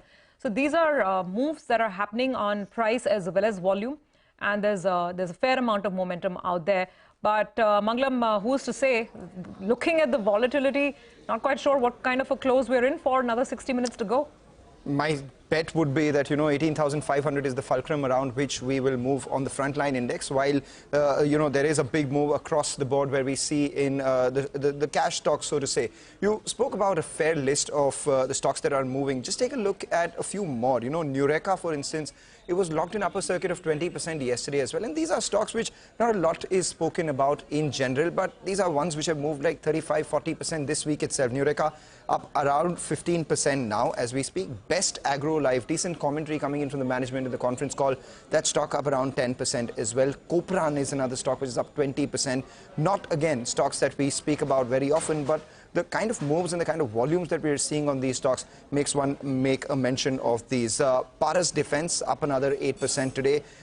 You've been looking at Titagarh Wagons. The railway pack has begun to accelerate once again. So Titagarh Wagons is up around 9%. And then you spoke about Nykaa. In fact, this morning, the stock of the morning was Zomato with a big move. Nykaa is the other one. So is it time for all the new age companies to once again catch up? Earlier, it was growth at the cost of profitability. Now they're looking at profitability perhaps at the cost of growth as well. And with a 50-60% decline from their highs for all these new age companies, is the street looking at these companies once again or not? We had put out this piece, same time last week on the editors roundtable. So let's see how this trend pans out. But as far as the frontline index is concerned, 18,500, that's the fulcrum. In fact, for all those options that expire on next Thursday, 18,500 call and 18,500 put have been extremely active, the most active strike actually, and both of them put together have a premium of 200 odd rupees. So even if you're playing for a broad range, you're not looking at the Nifty go beyond the walls of 18,300 at the lower level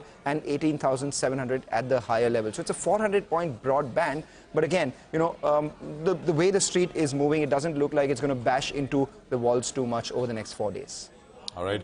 Mangalam, so we'll keep an eye out on those numbers. Nike, I was looking at, and I was making this point earlier, based on what we've seen in fourth quarter earnings, we've seen changes to full year estimates.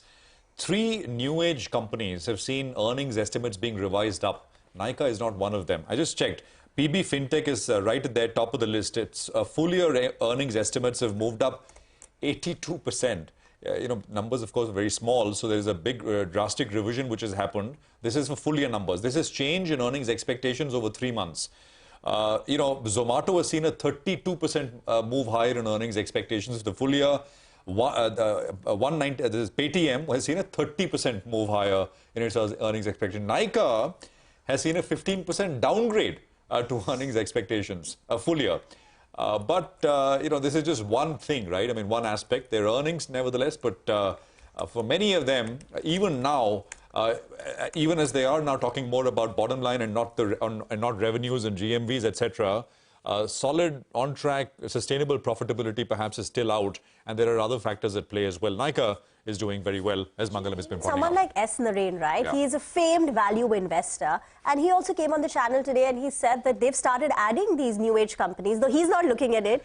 That's an important point. I find it very interesting because last time also Narain was on, he said that what I've done is I've asked my younger colleagues to scout, who are more growth oriented, who don't mind perhaps paying I'm translating 30, 40, 50 times earnings, and they are doing this. And it's a very interesting approach, because as they say, right, I mean, if you're battle scarred over the last 30 years and Naren is a veteran, you can't do it. You just can't make it. But he did invest in these new age companies at the time of listing, during the valuation. Now he's so I'm saying maybe it's whetting his appetite, to at least consider and study. And I think ultimately it has to pass through him, right? Maybe someone else scouts for it and does the due diligence. But I'm sure he has some word, and he's a value investor, and he's been buying into it. It has to, absolutely. Well, how should you position yourself in the last hour of trade? Mitesh Thakkar is with us with exactly that. Mitesh, hi, good afternoon. Good to have you with us here. Index first, a quick view, and is there a trade? Good afternoon, Prashant. Not yet. I think, we've been maintaining that the markets will be ranged. And if you look at the range for the day we're now nearly in the last 1 hour, Nifty is having an inside day. Yesterday's high was 18,580, today high was 18,573. Yesterday's low was 18,464, today's low was 18,478. Same goes to the Bank Nifty. The range of today is between yesterday's range. So it is a market which is still settling down, which is still contracting. So not in a hurry to trade the index, but yeah, on stock specific basis where the action is, which is what we have been advocating to explore and go long. I have a buy on DLF with a stop at 481 for targets of 505. And Hero Motors is a buy as well with a stop below 2840 for targets of 3000. Thank you very much for that. The stock which has made everyone take notice of it has been Cyient. Not just today, over the last couple of days, the stock has seen a 15% rally. This year, it's up more than 80%. It's outperformed its other peers. The comparable peers would be a KPIT Tech. That's up 60% year to date. But, Cyient is up more than about 82%. So what is it that the street is excited about? One, the valuations. The valuations, despite the recent re-rating, is still reasonable at 20 times forward multiple and cheaper than peers. Two, the guidance for next year. FY24 revenue growth is seen up 15 to 20%, margin improvement, and the key reason for that is their aerospace vertical. That's seeing a growth revival. It's in a cyclical uptrend, and the management in a way indicated that this could last for 2 to 3 years. So that's another reason. The third reason is there is a new the COO has been elevated to become the new CEO. So there is some excitement. The fourth reason is design-led manufacturing has been demerged, will be demerged, and eventually separately listed. That gives you an added monetization. And fifth, they've announced a dividend of 16 rupees, and the ex-date for that is on the 12th of June. So these are a couple of reasons behind perhaps the recent surge in Cyient. Maybe there's something else that's brewing, but that's not yet come up on our radar. Let me throw this question to Prakash Diwan. He's been a close watcher of the technology stocks. Prakash, any thoughts on Cyient? I know at first glance it looks like it's up 80% year to date. Has it run up too much? Is it too hot already? But then if you look at the valuations, it's still reasonable at 20 times. It's not just cheaper than the very expensive KPITs and the Tata LXCs, but it's also cheaper than the large average multiple of services companies like the TCSs and the mid-cap IT companies. Good afternoon, Rima. So I'm not too sure whether you recall, I had put this out as a very, very valuable pick in the mid-cap IT space about 3 months back when we saw, the revival in air traffic come back, and aerospace being an area where they've really got a very stronghold, very major stronghold, and then that's something where they've got pricing power. Now look at where Cyient is. So we'll come to valuations, in a bit. But look at the growth. Through the pandemic, they've been able to manage that run rate of revenue in that 4,500 crores zones. And then this year, the whole year, they've actually done very well by going 30% higher. That's close to about 6,000 crores of revenue. Now, the beauty is that they've managed to, within this revenue build-up, they've managed to get a lot of newer clients and at very decent pricing arrangements. So, that's something which is actually going to help them for the next couple of years. It's not something which is a one-off. I mean, their services are something which you continue to use on a more longer-term basis to derive value. So, the whole design of the business model, their sales proposition is very interesting. And you should see some of their pitch that they make to newer clients. And that will tell you why it's kind of, getting so better and better at margin growth as well. So there is element of growth. There is an element of pricing power coming in, and it's been restored. And my sense is the peer group, there are lots of players used to be earlier operating out of Europe, which probably don't have the wherewithal to grow or expand the way Cyient has been able to do in terms of offering a far range, a bigger range of the value add that they make in the entire chain. So I think business is going to continue growing. The guidance reflects that. On the valuation, I think on a trailing basis it looks very high because the stock's gone up, but the PEG metric is something which you could look at as more favorable. And then at 16,000 crores market cap, you really are not overpaying for a company that's almost getting to be a far bigger global player than what it used to be 4 or 5 years back. So it's certainly got all the vectors working towards it. And as you rightly said, KPIT looked as if it was going to get impacted, and then the Honda arrangement came, the STM thing came, the mobility thing which Honda has started, and that could kind of continue getting them into a very different pocket of excellence of sorts. So these are companies that are driving their growth on the basis of superior delivery, and it's not just a PE re-rating that's happening. So it's a catch-up, and that's why that 80% looks very stark. But my sense is even from here, you will get a CAGR of 30% growth from the business. And so at some point, the valuations will start looking attractive if you pencil in 24, 25 kind of earnings into the price. Okay, so good to buy even now, Prakash? Yes, so what happens is the market itself has gone up linearly in the last couple of months. So everything will tend to be a bit expensive at some point. And maybe, keep these names on your radar and keep on adding to the portfolio as and when there's a dip. But definitely, bad days, weekdays is when you add to the portfolio. Okay, so we know this is a name that's on Prakash's radar in terms of a long-term buy. With that, let's shift the focus to M&M Financial. That is a stock in focus because of the business update that's come in for the month of May. We've got Abhishek joining in. Abhishek, what are the numbers saying?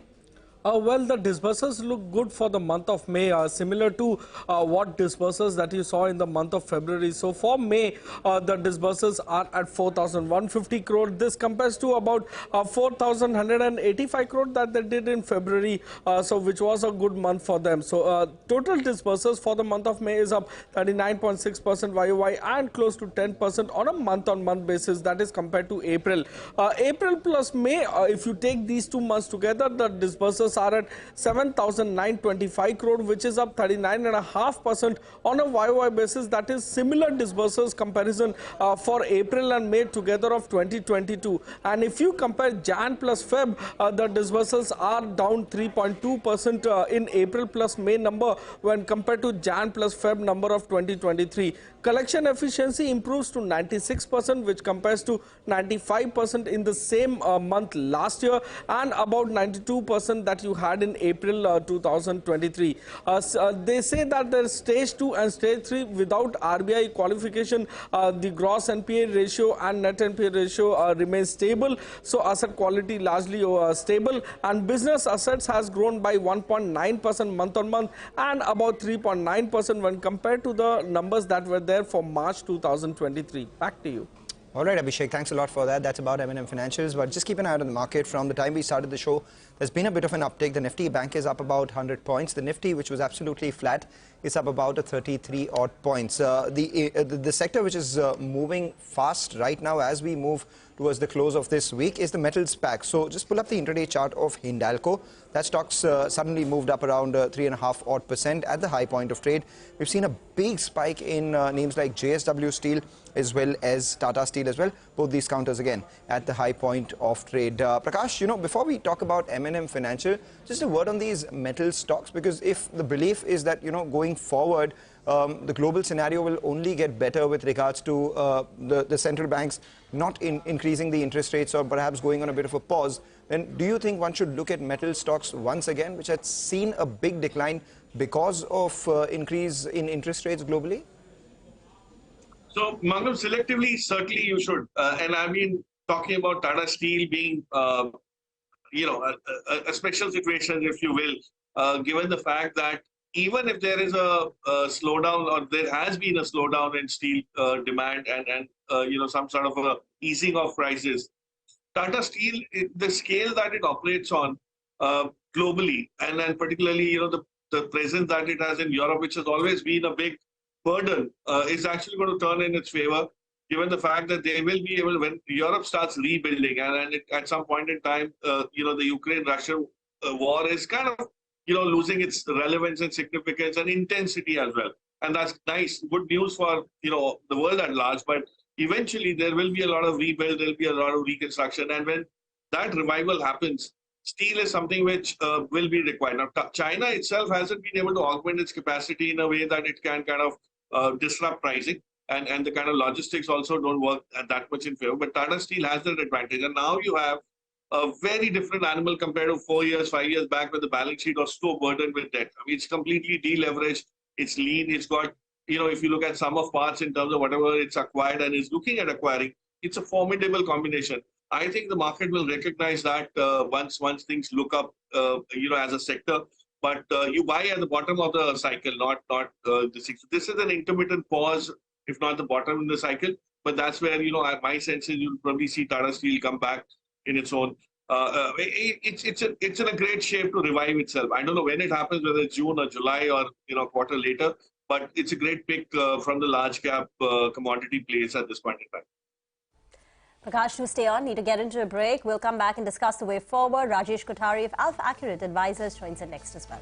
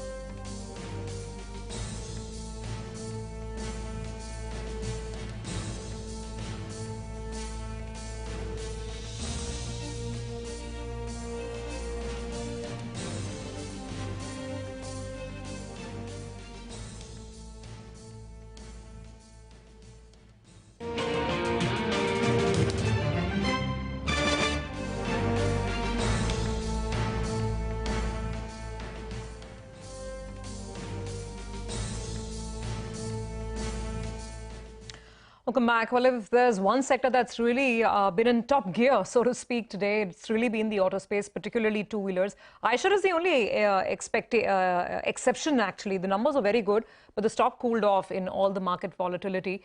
M&M has been holding pretty strong. May was a strong month for the company in terms of the sales that it managed to do. Total sales for May for M&M are up 14% year-on-year. The company witnessed strong growth in domestic passenger vehicles. Demand for SUVs remained pretty robust. We did catch up with Vijay Ram Nakra, President, Automotive Division at M&M, to get a sense on how demand is shaping up this year. Take a look.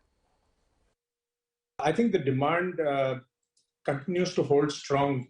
Retails have been very much in line with billing, largely on account, as you know, that a lot of the products and brands in our portfolio have a very strong demand, whether we talk about the XUV 700, the Scorpio N, Thar, especially with the recent launch of the rear-wheel drive, XUV 3002. So, given that the demand has been extremely strong across the SUV portfolio, retails for us have been very much in line with that. We've been saying that we have a capacity of about 39,000 for our SUV portfolio. Last month, we ended just shy of 34,000, which included a number of 1,000 numbers for exports. The short-term engine-related supply constraint was largely last month. We are doing everything to bring it under control this month, so don't see that continuing into the future. As far as the full year is concerned, the forecast given out by SIAM and some of the other agencies is that the PV industry will grow in the range of 5 to 7%. Okay, so that was commentary from Mahindra & Mahindra. Prakash, now most auto stocks, either they're already at 52-week highs or they're some 3-4% away from it. I think M&M is some 4% away. The question is, can you still buy? Do you expect the strong trend that we have seen in the last couple of months, May included, pretty strong? Do you see that continuing? I mean, I don't see any reason why it would stop. In fact, post-monsoon, things start looking up, and the market is probably going to start taking cognizance of the primary, increment in the sales trajectory and the margin profile that most of these companies are expected to clock. And, it's very well coincided with the fact that the chip shortage is kind of also making it possible to cater to a potentially higher demand. Any company, which has the ability to cater to a slightly premium segment or a quasi-premium segment, which is not your entry levels and the B and C segment as much, is going to do well.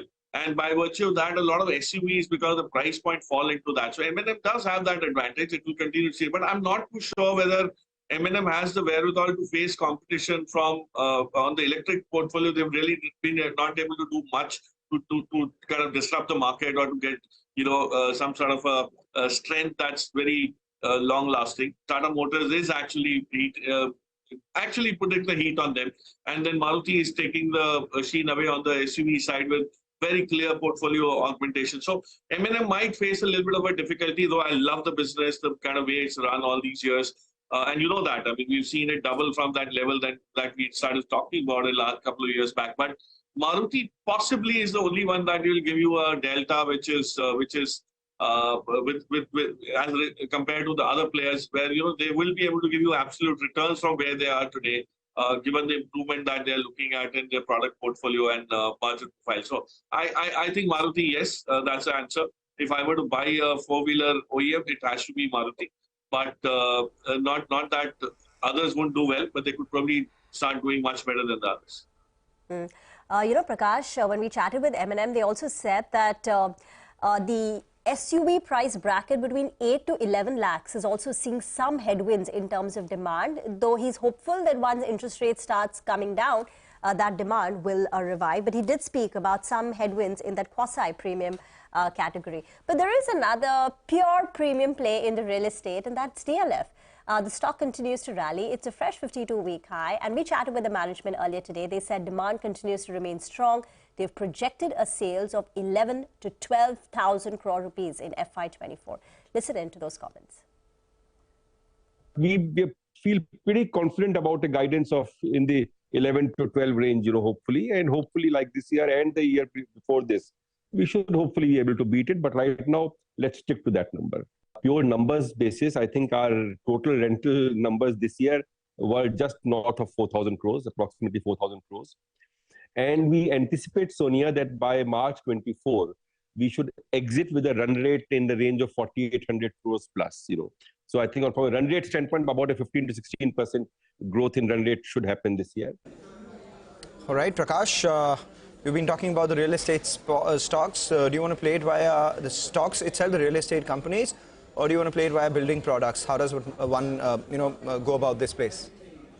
Building products for sure, Mangal. I mean, they are agnostic to which developer does well, which geography does well, which segment does well, right?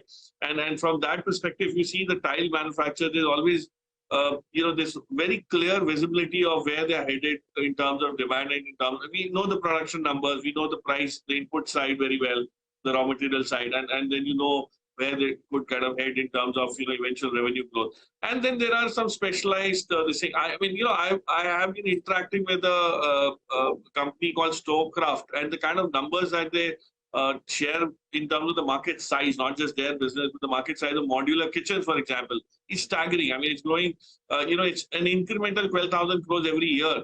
And then more and more people moving towards more modular kitchen adaptation rather than, the localized version of what we were used to all these years. You'll probably start seeing a difference. So, when those things happen, it's much easier to diversify, to de-risk yourself by playing that. DLF is a great business, no doubt, but I possibly feel at this point there's not much of upside left. I mean, you would have bought it when it was actually available at a throwaway valuation. But now everybody's expecting it to continue this scorching growth, but it might not be so easy for them. Right. Storecraft this quarter, though, I mean, has kind of been a little underwhelming. But take your point, Prakash. Sorry, you want to say something? There's a one-off of sorts, but I'm talking about a long-term trajectory in terms of the adaptation and acceptance of these products. Absolutely. Well, we'll leave it there. Thank you so much for joining us, Prakash. Have a good weekend. We'll see you back next week. Rajesh Kothari is with us now. He's Managing Director at Alpha Accurate Advisors. Rajesh, good to have you with us here on the program. Thank you for your time. I want to start straight with and dive into stocks. Do you still own Muthoot Finance in the portfolio, Rajesh? Yeah, we do own Muthoot Finance in the portfolio. Okay. Now, are we, the stock had a long period of underperformance after many, many years of very strong, consistent growth. After the fourth quarter earnings, when we spoke with them, Rajesh, the old confidence was back to be able to do that 15% growth, which they did like clockwork for many years. What are prospects for something like Muthoot Finance looking from here, according to you? Prashant, basically, we would not actually like to talk stock specifics, but this is a name that we added about a few months back. And I think in finance business, in lending business in particular, what is very important is that how you are develop that business, keeping in mind the underlying risk of your lending. And that's what something is very important. So it is not about the first time that competition is increasing in gold financing.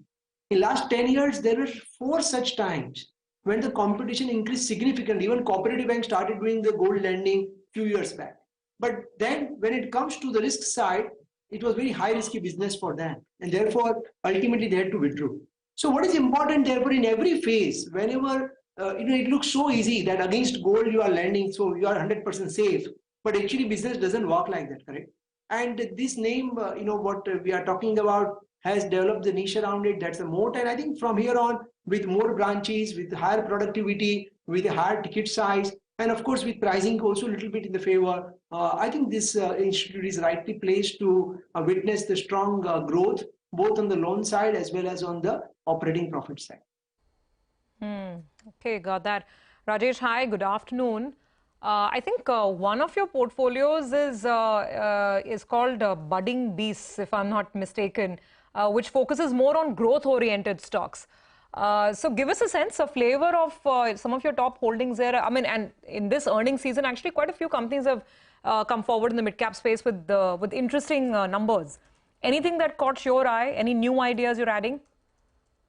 Yeah, that's AAA Budding Beast, and that's basically mid and small cap offering, from our table, and probably is one of the, what I would say, product in mid and small cap, where actually we do not own any company which is small by revenue or small by net profit or small by market share. So as our approach is, we always prefer to buy oligopolies, monopolies, But the market cap, as per definition of the regulator, it is not in top 100, it is starts after 100. And therefore, by default, it is classified as a mid cap and small cap. But companies are not small. So say, for example, in plywood industry, there are only 2 players, but both of them are classified as a mid cap or small cap. Or for that matter, most of our engineering names, what we own, the largest company, for example, diesel genset, is a mid cap. And the largest company in compressor is also a mid cap. And the largest company in, third largest German manufacturing company in pump segment is a small cap. So companies are great. They all are oligopolies. Most of them are debt free, or most of the portfolio companies are debt free.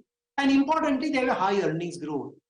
And as far as, the result season goes, it has been very encouraging result season for us. All our portfolio, whether it is a AAA IOP or AAA Budding Beast or AAA Focus, all 3 portfolios delivered excellent numbers, significantly doing better than the benchmark index in terms of revenue growth, EBITDA growth, as well as net profit growth. As far as our outlook and you ask what kind of stocks now, what we are looking into it, I think 3 C's are going to perform well for next 12 to 18 months. So first is capital goods. This is a space on which we have been bullish from last 2 years. And most of our portfolio companies have reported historic high order book, historic high order intake, and of course, seamless execution with the improvement in profitability. And we expect the CapEx theme to continue to do well. The second C stands for consumer. We believe that after the rough patch of last 18 months, where inflation hit the consumer hard, we believe next 18 months are going to be in your favor. Inflation is cooling down. We expect rural demand to revive. We expect auto, FMCG, as well as discretionary, all 3 parts of the consumer segment to do well over next 12 to 18 months. And the third C stands for the credit. We expect the credit growth to remain robust. FY23, the gross system credit growth is 15% plus, which is, I think, historic high in last 13 financial years, and with the lowest possible credit cost. We expect credit growth to remain robust, and therefore banking also will deliver reasonably good numbers compared to the overall market. So these are the 3 C's from theme perspective on which we are bullish as we enter FY24. Rajesh, those 3 C's are taken. I just want to add another C. What about chemicals, particularly specialty chemicals? I remember last year you were a bit bullish on the specialty chemicals companies, and this happened like 6-9 months back. But this time the numbers from many of the companies have been very average. They've spoken about inventory destocking. They sounded a bit cautious about the outlook from US, particularly Europe. Do you continue to hold specialty chemicals names, or have you brought down your exposure? And what have you made of the numbers and the commentary? Absolutely right question, Rima. So specialty chemical is one space which we started owning from FY 2017, and we own almost for last 5 years or so. While the structural China plus one theme will continue, we believe that the earnings growth is going to be under pressure due to China opening up, the destocking and restocking related adjustments, and the realization growth may not continue compared to what we have seen in last 3 years. So in fact, last year, most of our chemical companies, except maybe 1 or 2 companies, we have sold most of our exposure in specialty chemical space 6-9 months back.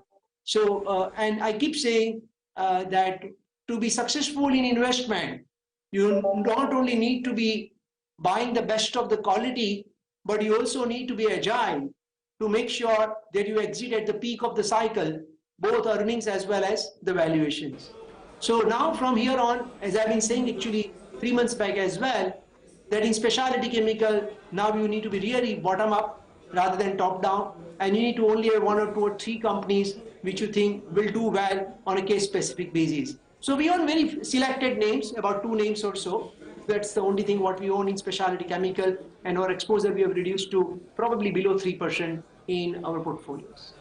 All right, great logic there with regards to booking the profits. Rajesh, one of the other things that you usually do is not buy immediately, but buy over a staggered period of time, over say 6 months or so, for all the picks that you choose in your portfolio. Just wanted to understand, what is it that you're buying right now? Where is it that you see still more room for up move, and you're still accumulating it, you're somewhere in the middle of buying it over a 6-month period? Well, little correction, may not be over 6 months, over a period of time, depending upon our valuation comfort. So we staggered over, maybe 30, 60, 90 days, depending upon our comfort on valuation. At times, we are absolutely very fast. If the valuations are comfortable, then we don't wait. And at times, we are really very slow, like during Russia-Ukraine war or during pandemic time. We say it's okay, we'll get our price, at our price, we'll buy it, in terms of the names, while I will not probably able to disclose the names, but in terms of the sectors, these are absolutely the themes what we are focusing on. Last time, in fact, we discussed in detail about the consumption space, where most of the street is right now skeptical because the rural has been impacted significantly, but we believe it is in price. You are buying at the trough kind of thing from the demand perspective. The rural has been hit hard, the inflation has hit hard. And the best of the, I would say the worst of the e-commerce competition also has hit hard on entire consumption space. But as we move the next year, FY24, the gross margins will improve because inflation is now going to be in your favor and not against you. Also, because of the cooling down of inflation, the demand revival has already started. In fact, you have been talking about the auto two-wheeler numbers for the last month. It has been very good show, correct? And that again shows you the rural demand has started recovering. And please remember that Indian consumer is one of the smartest consumer on the earth. And they know exactly when to accelerate and when to decelerate at the right price point, correct? And that's how you need to play. You need to be selective in buying those businesses where there is a pricing power, and at the same time where there is a good blend of rural and urban both, so that you don't take the excess risk on either side of it, correct? Sure, so that's just one space, if you ask me, incrementally, what we have been bullish on in last 30, 40 days, that's the name what we are adding into the space. All right, take that point. In fact, Rajesh, you've set us up for what we want to discuss later on the show, which is it time for HUL or not? And we will discuss the consumption space in detail later. Thank you so much for joining in. Let's take a short break. As always, on the other side, we'll get you buy today, sell tomorrow, or reverse trade ideas on the other side with Mitesh. And we'll obviously keep an eye out on the market itself. A big move is what we're witnessing.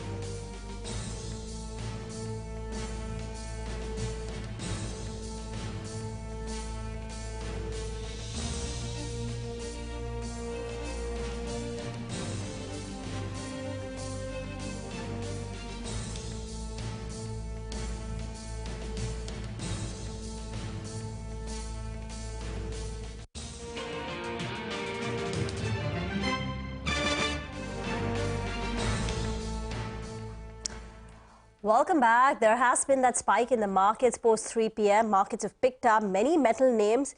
So in the frontline pack, Tata Steel, JSW Steel. In the non-Nifty category, you've got a SAIL, Nalco, which have spiked up in trade. Sun Pharma's moved to the high point of the day. AU Small Finance Bank is looking quite smart. ONGC, pull up ONGC, and that's moving up to a gain of close to about 3/4 of a percentage point. The Nifty is now at 18,540, a gain of 50 points. Nitesh is back with us for a few BTST calls, but of course, you can only take that reverse trade next week. Nitesh, what have you made of this last 10-minute up move and your recommendations?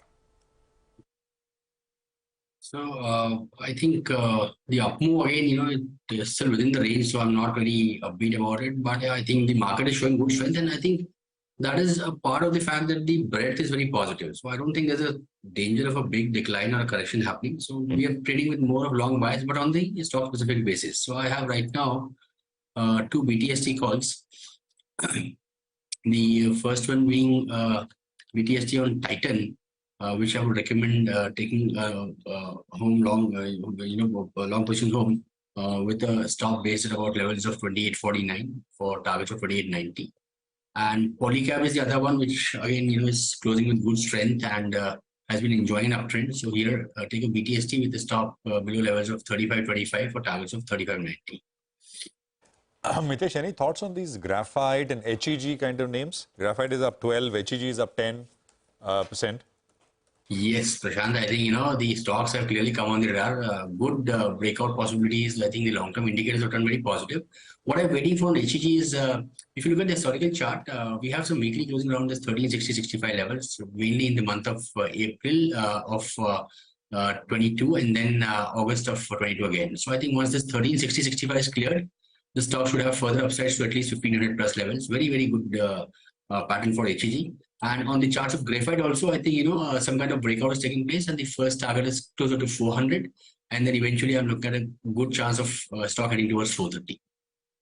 Look at something like an Indian Hume, if we can pull that stock up.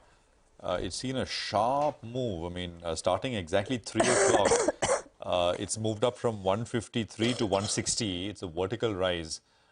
Which you'll be able to see. It's a big one, 13% now on the day. Any thoughts on this one, sort of chartically speaking, Mitesh?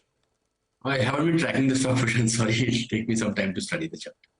Okay, I mean, there's so many names, right, in the broader market, and you started with that, and how that kind of gives the confidence that the overall, I mean, it's not, you're not going to see any large shakeout, at least not looking at the way broader markets are doing.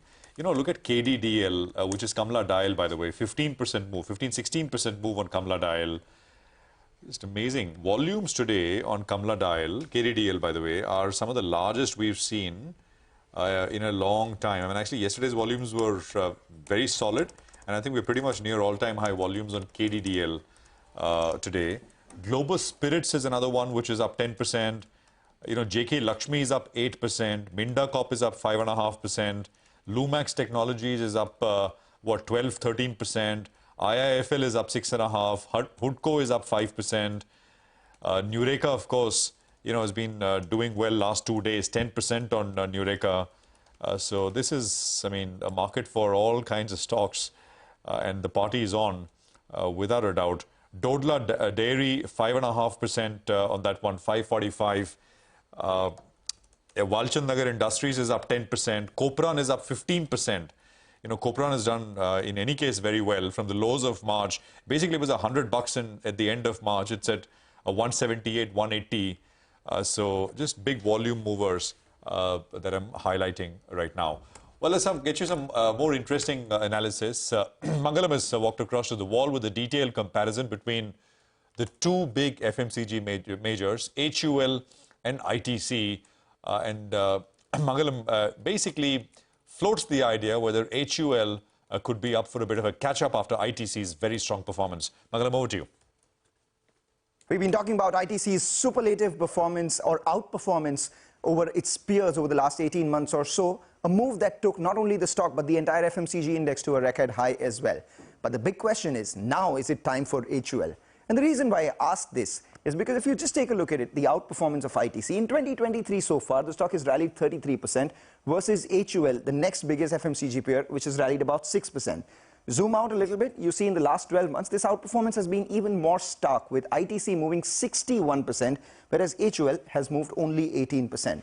But you zoom out the timeline a little more, over the last 5 years, you notice that both these stocks have given similar returns. So what this implies is that there have been periods of outperformance by one of these stocks at a particular point in time. So that's the big question. Is it time for HUL? And the genesis of this began in the last 1 month's move itself, where I saw HUL outperforming ITC. HUL is up 10% as against ITC by 3.5%. Now it's all about valuations. And here's where this plate is extremely important. Why do I say that? Well, because if you look at it, after this record rally, ITC is trading at 1 year forward valuations of 25 times, which is a 25% premium to its own historic valuation. And remember, the rally on ITC began from a time where it was trading at a 30% discount to its own valuation of 19.9 times.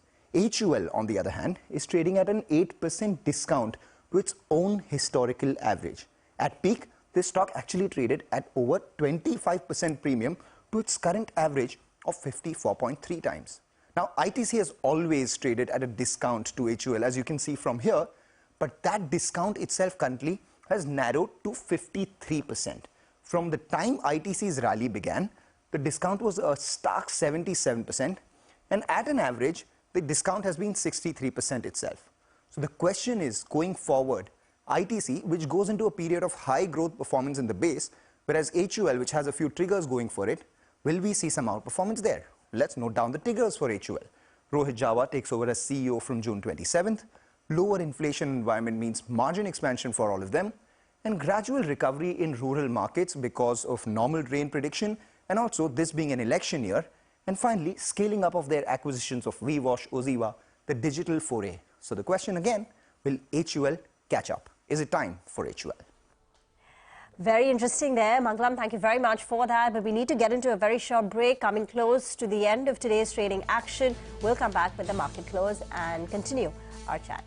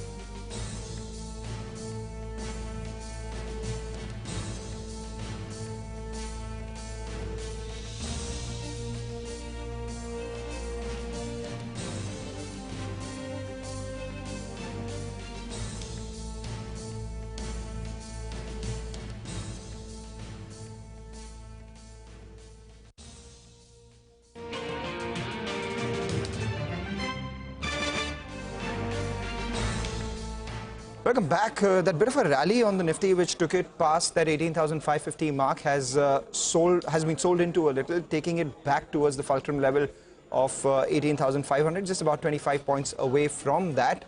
But at the same time, the pharmaceutical index has moved to the high point of trade, so that's something we will monitor. We have Sudeep Bandyopadhyay joining us now. Sudeep, good afternoon. Before going into break, I'd walked across the big wall talking about whether it's time for HUL versus ITC now. We've seen a big outperformance from ITC.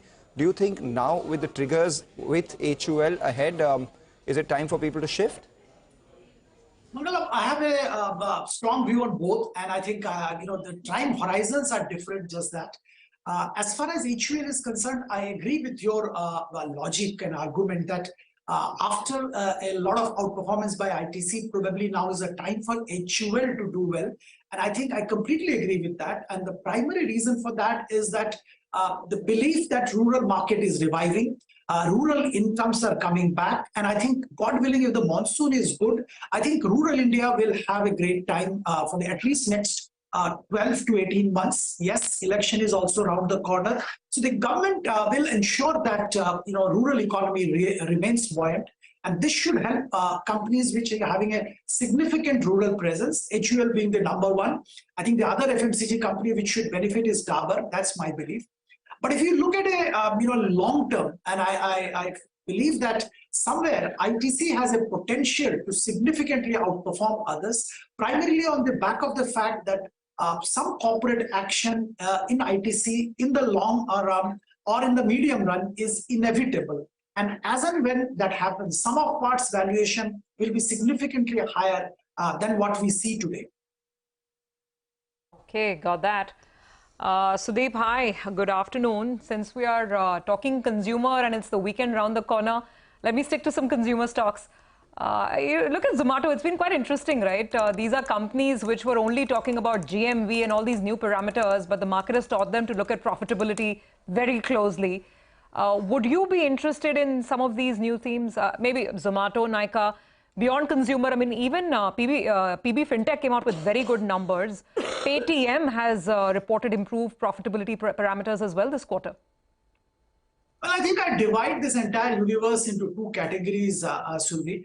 And there are businesses which are grounded and which are just a different way of delivering a service which is well established.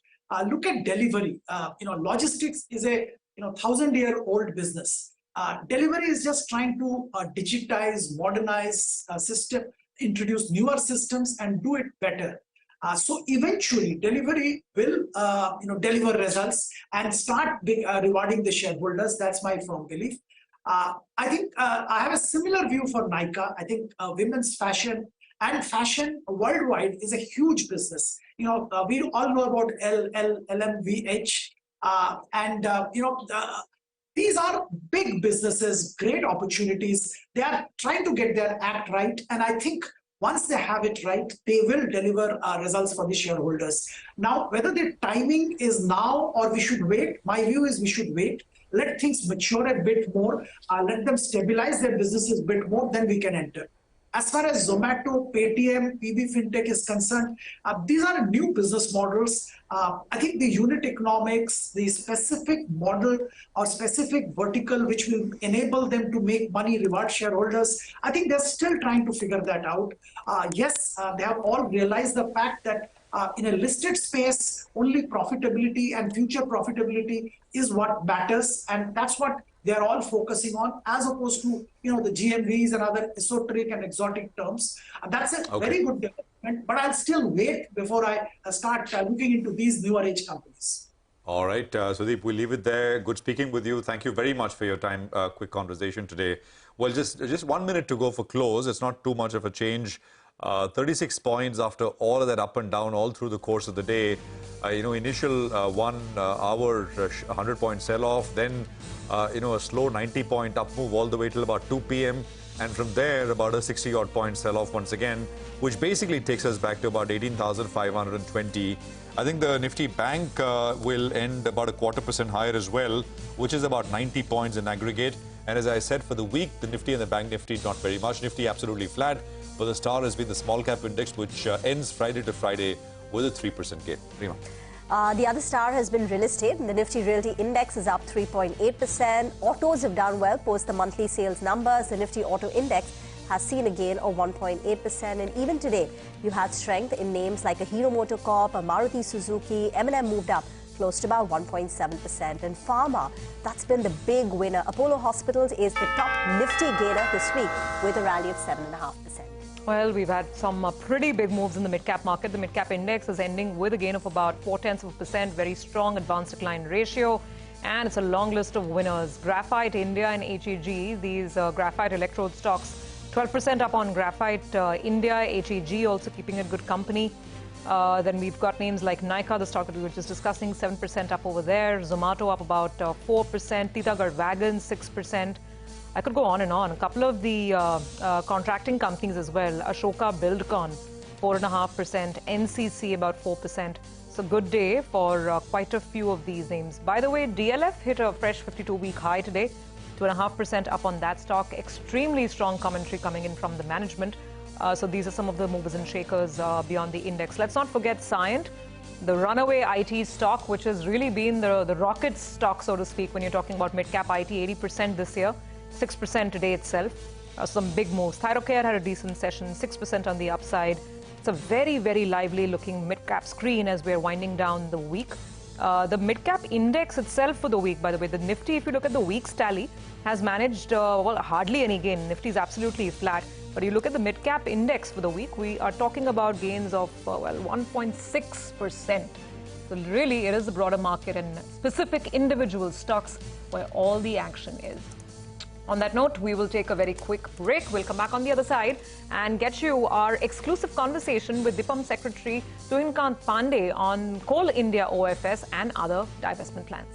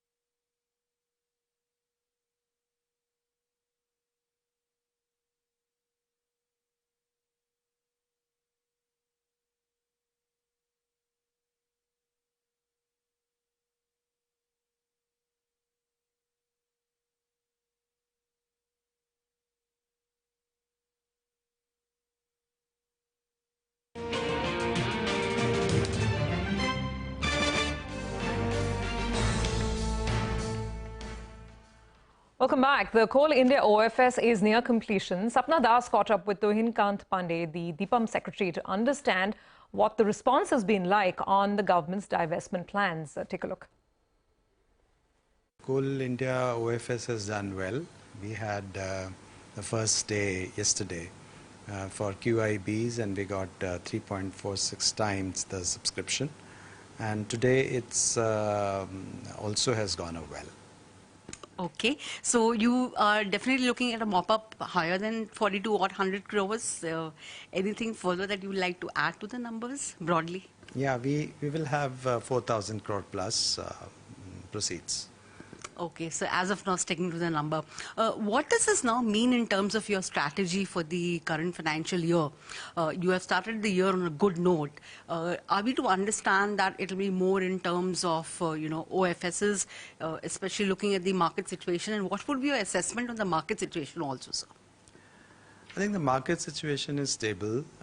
Indian economy has been growing very well.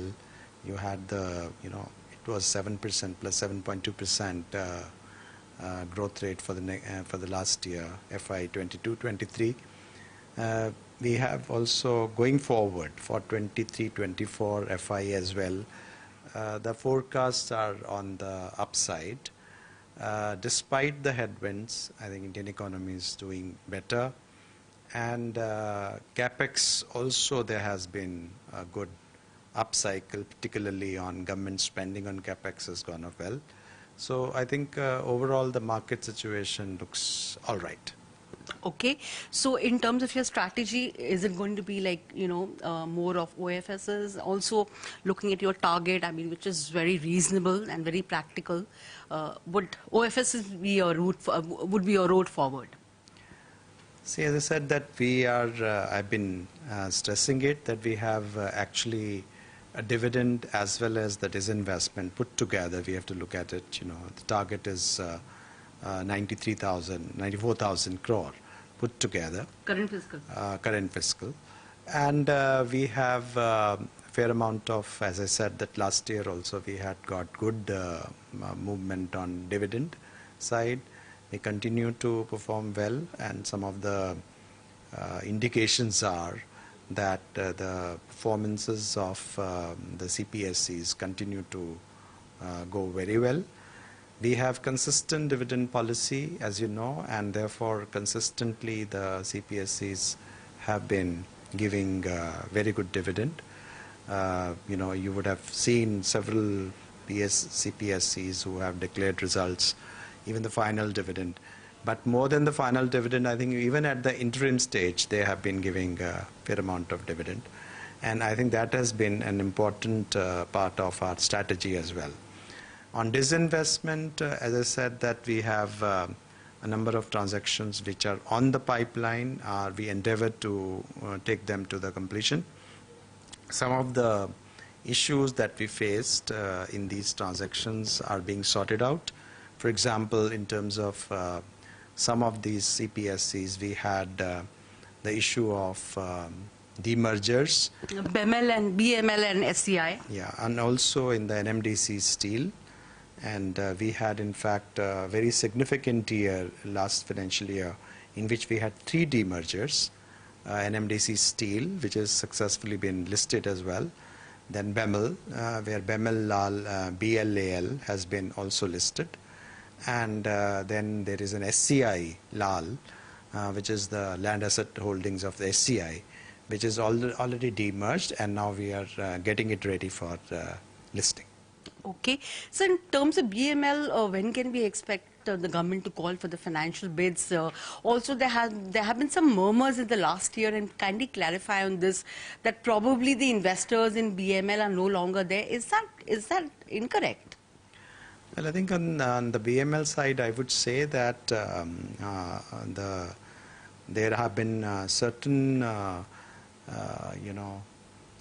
last mile clearances also have to be organized from the government of Karnataka, especially.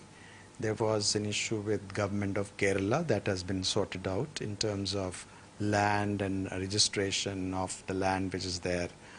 There's certain issues relating to Mysuru land still remains with government of Karnataka, and I think that has been as per the court judgments and others, there will be, good movement in my opinion to forward on that. Similarly, on the SCLAL issue, we have also the last minute, last mile, clearances from Government of Maharashtra as well. So these will be sorted out, and I think then we'll proceed forward with bidding. Okay, so no timeline as such you would like to give, at least for BML, calling with financial bids, maybe a quarter more to go, or maybe earlier, or maybe a think again? I think we will let you know, because I think we are just sorting out these last mile issues. Sure. So also in terms of IDBI Bank, I think that is one big, strategic disinvestment that everybody is waiting for. Can you share with us what is the status briefly at the moment? IDBI Bank is, as we say, we are fit and proper, test which they have to undergo for the people who have been qualified. They have to be further qualified by the RBI in terms of the fit and proper tests, and following which, there will be a due diligence. So that's proceeding well. That's proceeding well. Can we expect the government to call for the financial bid sometime August, September? Well, again, I will not exactly hazard the guess in terms of months, but yes, as soon as due diligence process is done, then I think we'll proceed with everything. Not spending too much time on this, but just to kind of get an assessment again. So is this one transaction that we can be completely sure of that you'll be completing in the current financial year, say by March next year? I think we have been endeavoring to complete several of these transactions, which also includes, for example, HLL Life Care, where we are fairly advanced stage, which also includes PDIL, which also includes FSNL, and SCI BML, as I have mentioned, and IDBI Bank. So I think all of these, NMDC Steel. So these are the transactions we have been closely monitoring in order to close the transaction side. Sir, last year you made a lot of effort on Concor, for example, but we have not heard much after that. Anything that you would like to share with us at this stage? We'll let you know when we are ready. Thank you. Sir, one last thing, sir. Sir, you also had plans for HZL OFS. There were certain issues with the Vedanta Group that has been sorted out. That's what we are given to understand. Can you share anything in terms of the road forward? That's one. And sir, second, there have been media reports in terms of a Balco listing.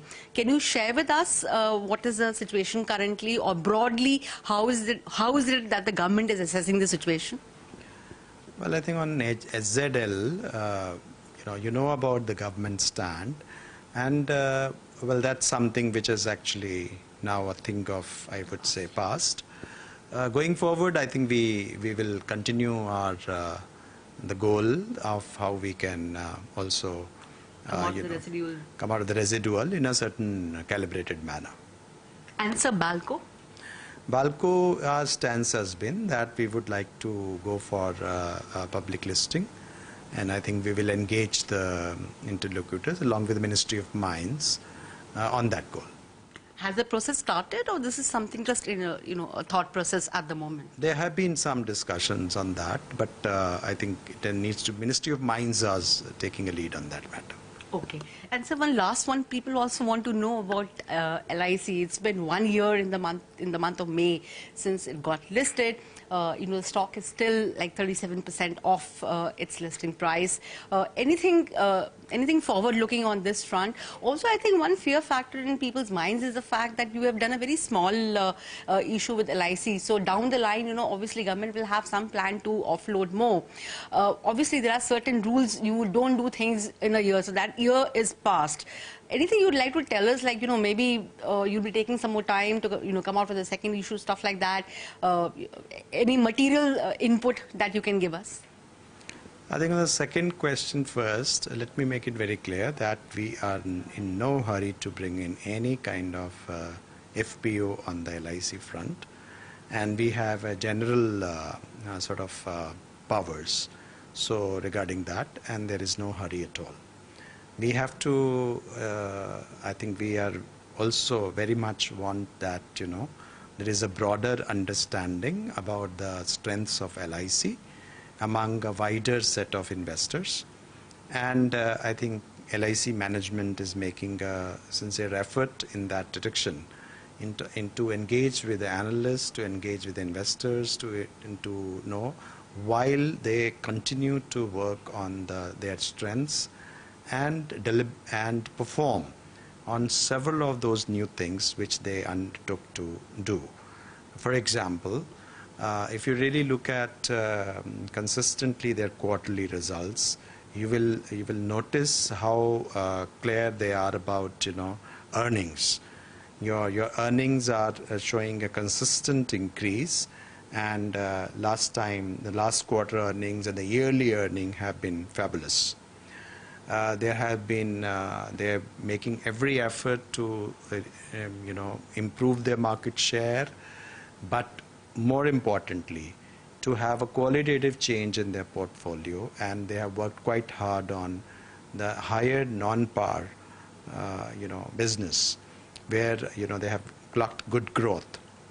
Their VNB margins have consistently improved over the next quarters. Now, if you are saying that there are other issues relating to banca and other things which they are looking at, they are equally working on that. So overall, I think a few quarters are important because it became a listed company only in May 22, and there was also some issue regarding the embedded value initially, that whether LIC would come out with consistently with the embedded value they have. So as per their stand, they come out with every half year, and they came with their embedded value calculations in September 22 and as also on March 23, and that has also gone up fairly well, up from about 5.4 lakh crores has gone up to 5.84 lakh crores. So I think it's very important to ensure that LIC continues to outperform themselves on several fronts where they have chosen to do, and communicate it effectively to the markets. And hopefully, I think the investors would see the result sometimes down and. Thank you very much, sir. Just one last thing, sir. Just reminds me, sir, bank, especially PSB net profits, they've crossed 1 lakh crore for FY23. With such robust bottom line, is there a plan, apart from dividends, of course, to do some kind of a small OFS or small stake sales in the PSBs at some point in time? Any assessment, any reassessment, any revisiting that the government is doing? I'll not comment on PSBs at all. I think that is for the Secretary DFS to respond. But I would say that the banking sector has done extremely well, and they're in a good position to raise capital if they need, and also to make credit dispersal, on a high growth path. And I think that's quite important for the economy. All right, that's an interesting and important conversation, and we will continue to get you excerpts of that through the course of the evening. Well, we take a quick commercial break here, but when we come back, excerpts from our conversation with one of the largest fund managers in the country, S. Narain of ICICI Prudential Asset Management Company. That comes up in just a bit. Stay tuned.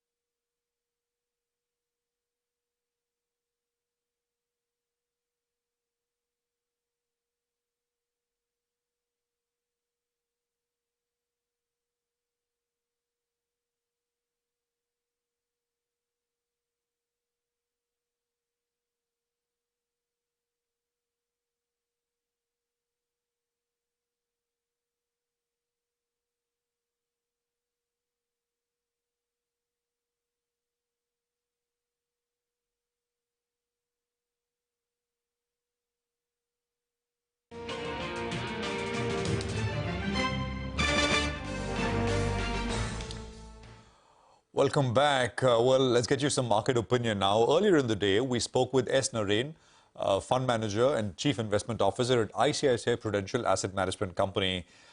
We had an extensive discussion with him about the state of the Indian market, the sectors he's betting on, and, India being the most structurally positive market in the world right now, which also, according to him, means that there are very few sectors which are trading cheap. Listen in. India is the best structural story at this point in the world because you have a very, very powerful macro. If you look at fiscal, current account, inflation, growth, the entire dynamics at this point of time is extremely supportive at this point of time for India. And geopolitically, we are also very clearly in the middle, and that also helps us a lot. In this stage, the biggest challenge for someone who is more value-oriented and contrarian is what premium do you give? And that is the challenge at this point of time. So are we in a situation where it is possible that we have higher valuations than before? It's quite possible at this point of time. And that is the dilemma that we have at ICICI Prudential because we are not managing our money, we are managing public money. And it's quite possible that markets can trade at higher valuations than what we normally see because we have one of the best confluence of macros at this point. Naren, we've been discussing this and the numbers are there for all to see, right? The way the hotel companies are sounding, and most of them are saying that, the average room rates are 25 to 30% above the pre-COVID levels as well. Is this a space that interests you? How would you play, let's say, the top end of premium urban consumption? No, I think the top end of premium consumption is in great shape. Over the last few years, it's done extremely well. And there doesn't seem to be the top of the cycle yet reached. But it's again tough from a valuation point of view, how to buy it at this point of time. The tougher what we're doing at this point of time is saying, okay, we will not sell it. But how do you buy it? Because if you look at most of them, they have actually gone up more than 100, 200% over the last 2 years. And that's why we would say that we would not buy it right now, but maybe we won't sell it. I think clearly this sector is going to do well, but the sectors are not cheap at this point. I just want to talk a little more about pharma to understand what's happening here. Because, there is a lot of caution, right, in the system. If you look at, say, the diagnostic companies, there's so much competition there. In some of the other companies, there's pricing pressure from the US, which is still sort of marring their earnings. How do you decide what to buy in pharma now? And is it just a valuation game or is there growth upside as well? So that's why at the bottom of the cycle, you have companies going bankrupt in US. So that's happening at this point of time. You do see some companies doing very badly in US. 1 or 2 generic companies have actually closed down. And you can see a fair amount of pricing pressure has happened. And the questions that you raised itself give room for the fact that you are towards the bottom of the cycle. And there are hardly any sectors towards the bottom of the cycle at this point of time. So that is why, between the fact that generics is hardly done well, actually. In fact, if you look at some of the global generic players in US, they're all trading at even below 5 PE at this point of time. So which are just pure global generic players. So I think that is an indicator that some of those stocks are really towards the bottom of the cycle.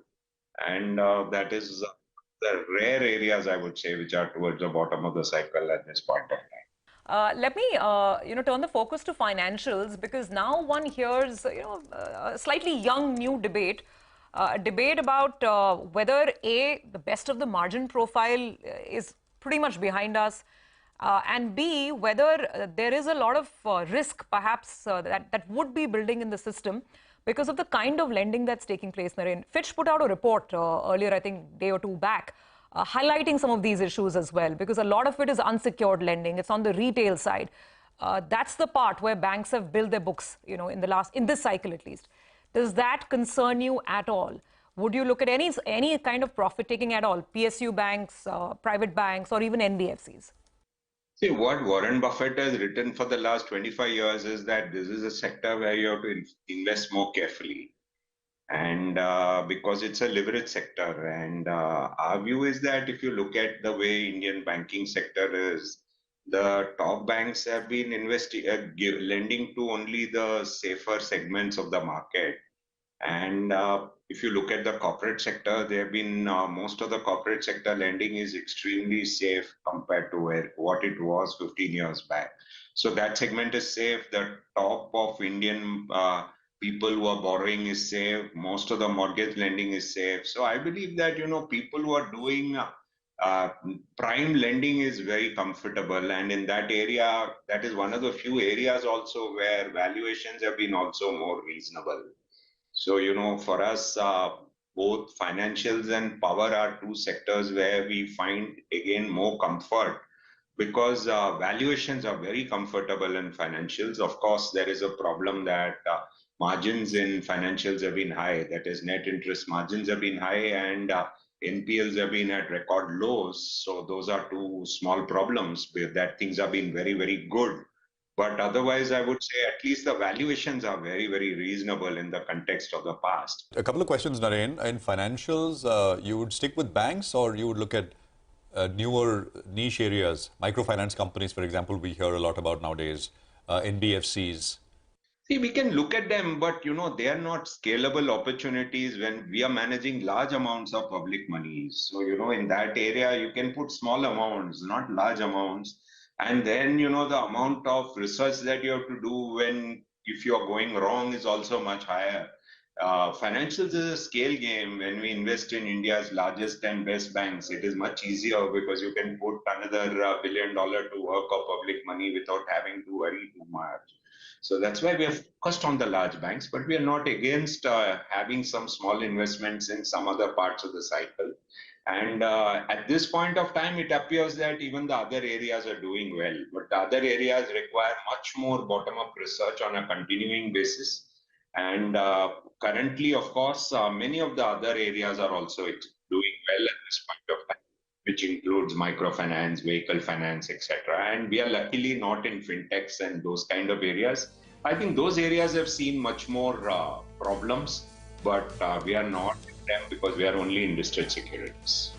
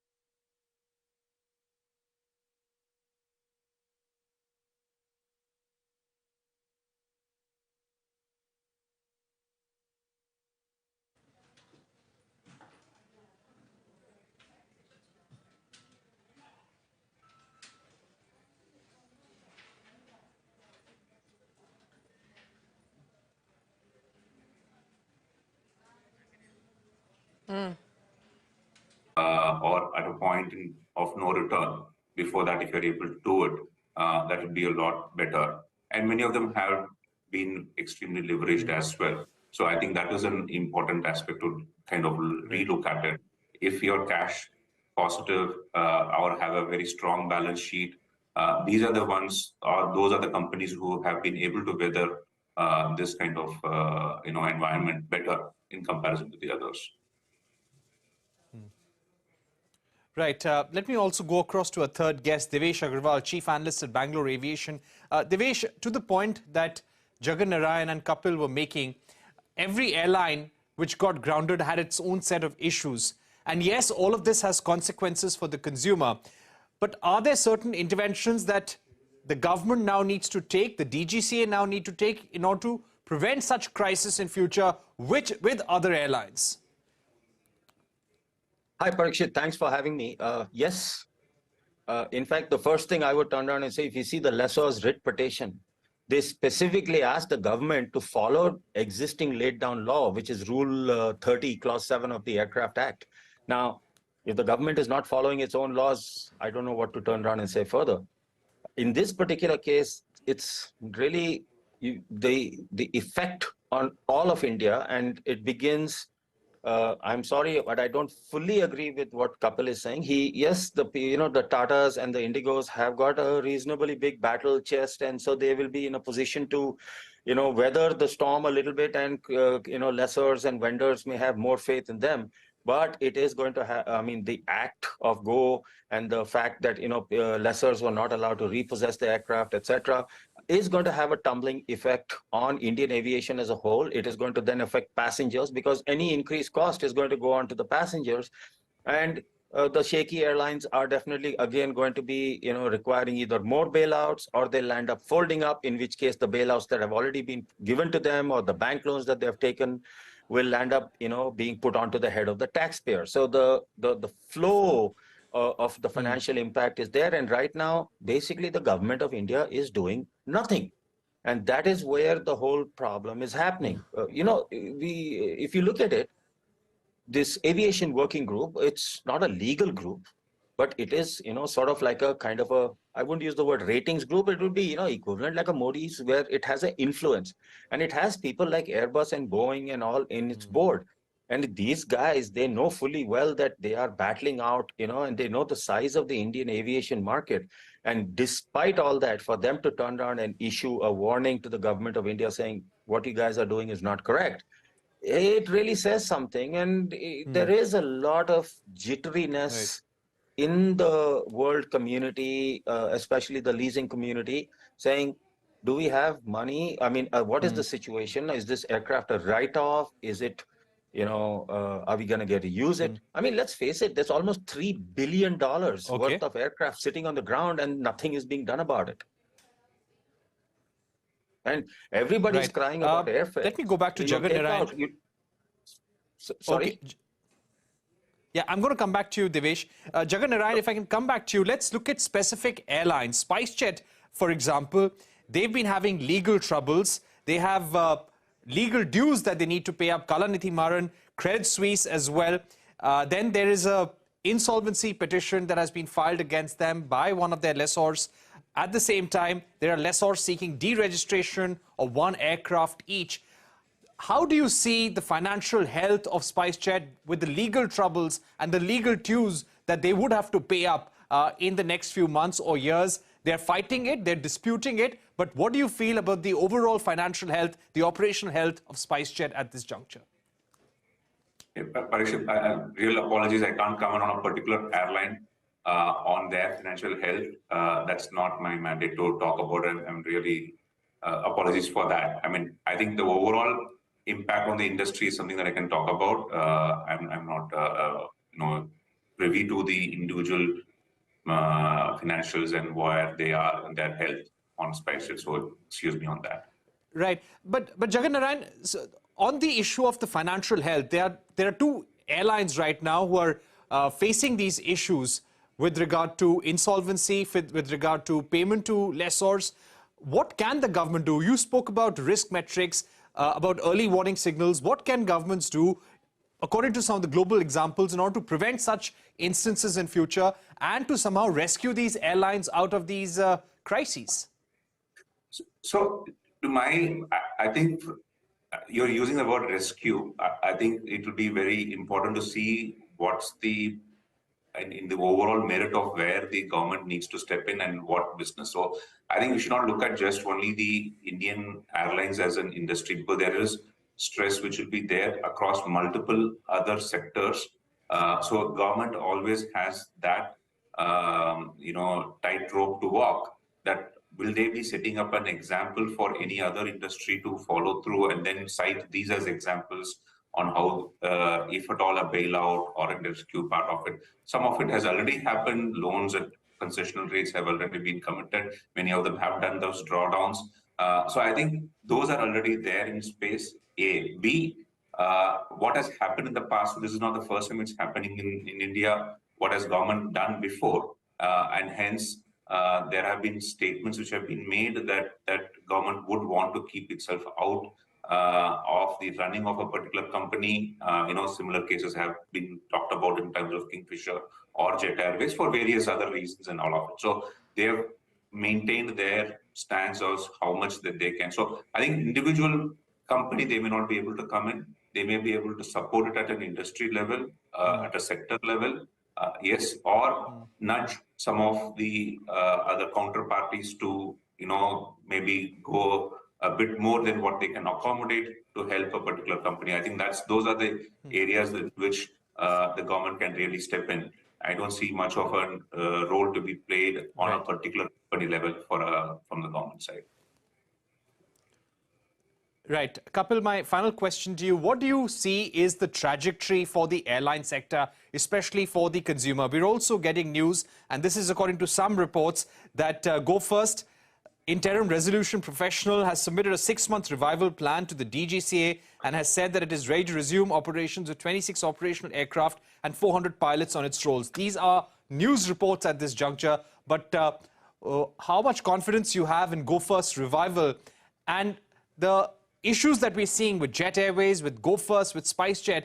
What impact will this have on the airline sector in the coming months on airfares, which are really hitting record highs right now? First of all, we must recognize that there is a serious capacity crisis as far as aviation is concerned, both domestic and international, maybe particularly more domestic. Prior to COVID, compared to pre-COVID, we are about 125 aircraft short. If you incorporate the demand that's likely for FY24, we may be 175 plus aircraft short. So there's a serious capacity crisis.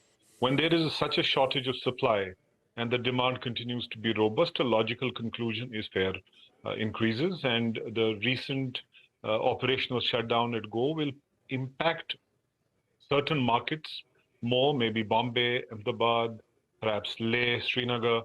The overall network impact is not going to be so much because the fleet is gradually moved from 59 to 20s, and then it went to an operational shutdown. So I think it will ease up by second half of the fiscal, because some of the aircraft that are grounded have started coming back, and the new inductions will start rolling in from second half of the fiscal.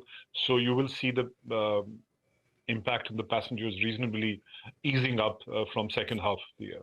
But overall, I think there are two issues with respect to about the state of the industry. I think we are at an inflection point, which is very positive. We have two central pillars, which are very strong and robust, with balance sheet, product, cash, and new aircraft orders. So I think after a long time, the airline industry is looking very stable with Indigo, Air India, with Tata's balance sheet, and even Akasa. You have a legacy issue with the second set, which got seriously impacted by COVID. And when you have 4,000-5,000 crores of loss for each airline, and COVID was a major risk to that, those legacy issues will come out very seriously unless and until there is a significant recap. But on the other side, the industry is looking much more stable. The airline system is looking much more stable, and you will see the impact of that stability in about a year or so. But for the legacy airlines, government's role is limited. Recap is the only way to salvage the situation, and whether recap can happen and can happen to a level where a serious reorder of the business plan and their business can happen, one is to wait and watch. But I think overall the airline system looks stable. All right, we've run out of time. I think the two main pillars, which is the Air India and Indigo, I think will stabilize Air India and Indigo plus Akasa will stabilize the industry seriously, and the effects you will see from next year, if not from this year. Okay. All right, we've completed our time, but Kapil Kaul, Jagan Narayan, Devesh Agarwal, thank you very much for joining us here on this broadcast. We'll keep track of this big story, this crisis that we're seeing in the aviation sector right now. But we're going to take a break at this point. When we return, 2 FIRs against Wrestling Federation Chief Brij Bhushan, saying details of at least 10 incidents of alleged molestation, 15 incidents of sexual harassment amid growing demands for his arrest. Singh has postponed his proposed rally in Ayodhya. We'll be getting you more details on that story. Don't go anywhere.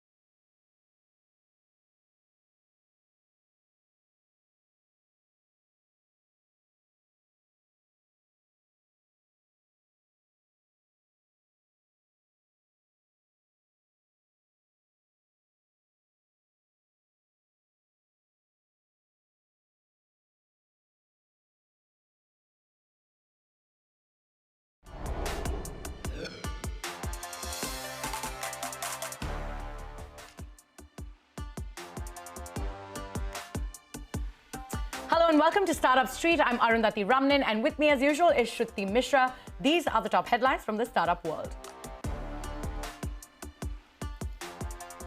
InfoEdge initiates a forensic audit into Rahul Yadav-backed prop tech startup broker network, says the company is not providing details of financial transactions, even though it is contractually obligated to do so. InfoEdge has already written off its 280 crore rupee investment into broker network. Pixel, the first Indian space tech startup to launch a private commercial satellite, has raised $36 million in a Series B funding round. Onboarding Google as a new investor, the new funds will bolster Pixel's plans to launch 6 satellites in 2024 and 18 more by 2025. Asset management company Janus Henderson has further cut its investments in PharmEasy. Janus Henderson has cut the online pharmacy's valuation twice in 2 weeks, having first marked its valuation to about $2.8 billion as per reports. Meta is asking employees assigned to an office to come in 3 times a week beginning in September. As per Bloomberg, the move is part of the company's broader push to work more efficiently. Employees who are already remote workers can remain distributed. Elon Musk is being accused of insider trading in a proposed class action by investors accusing the Tesla CEO of manipulating the cryptocurrency Dogecoin, costing them billions of dollars. In a filing in Manhattan federal court, investors say Musk used Twitter posts, paid online influencers, and used publicity stunts to trade profitably at their expense. Those are the headlines we've been tracking for you this evening. The top story today, InfoEdge has initiated a forensic audit into Rahul Yadav's second startup, 4B Networks. This comes after it marked down the value of its invested stake in 4B Networks to 0 in February this year. In 2022, InfoEdge subsidiary All Check Deals India invested 288 crore rupees and became its biggest investor with a controlling stake. InfoEdge says it has initiated the forensic audit after 4B Networks had failed to give it details of where it had spent the money. InfoEdge has sought information including details and particulars of financial transactions and such other aspects from 4B Networks and its current management, which 4B Networks is contractually obligated to give, InfoEdge said in a filing with stock exchanges. However, as 4B Networks has repeatedly failed to provide AIPL with such information, as a consequence, AIPL has appointed Deloitte as the forensic auditor. InfoEdge told us, and I quote, "We've been advised by our legal counsel to refrain from engaging with the media until the ongoing forensic investigation is completed. We understand the importance of transparency and will provide updates as soon as we are able to do so." End of quote.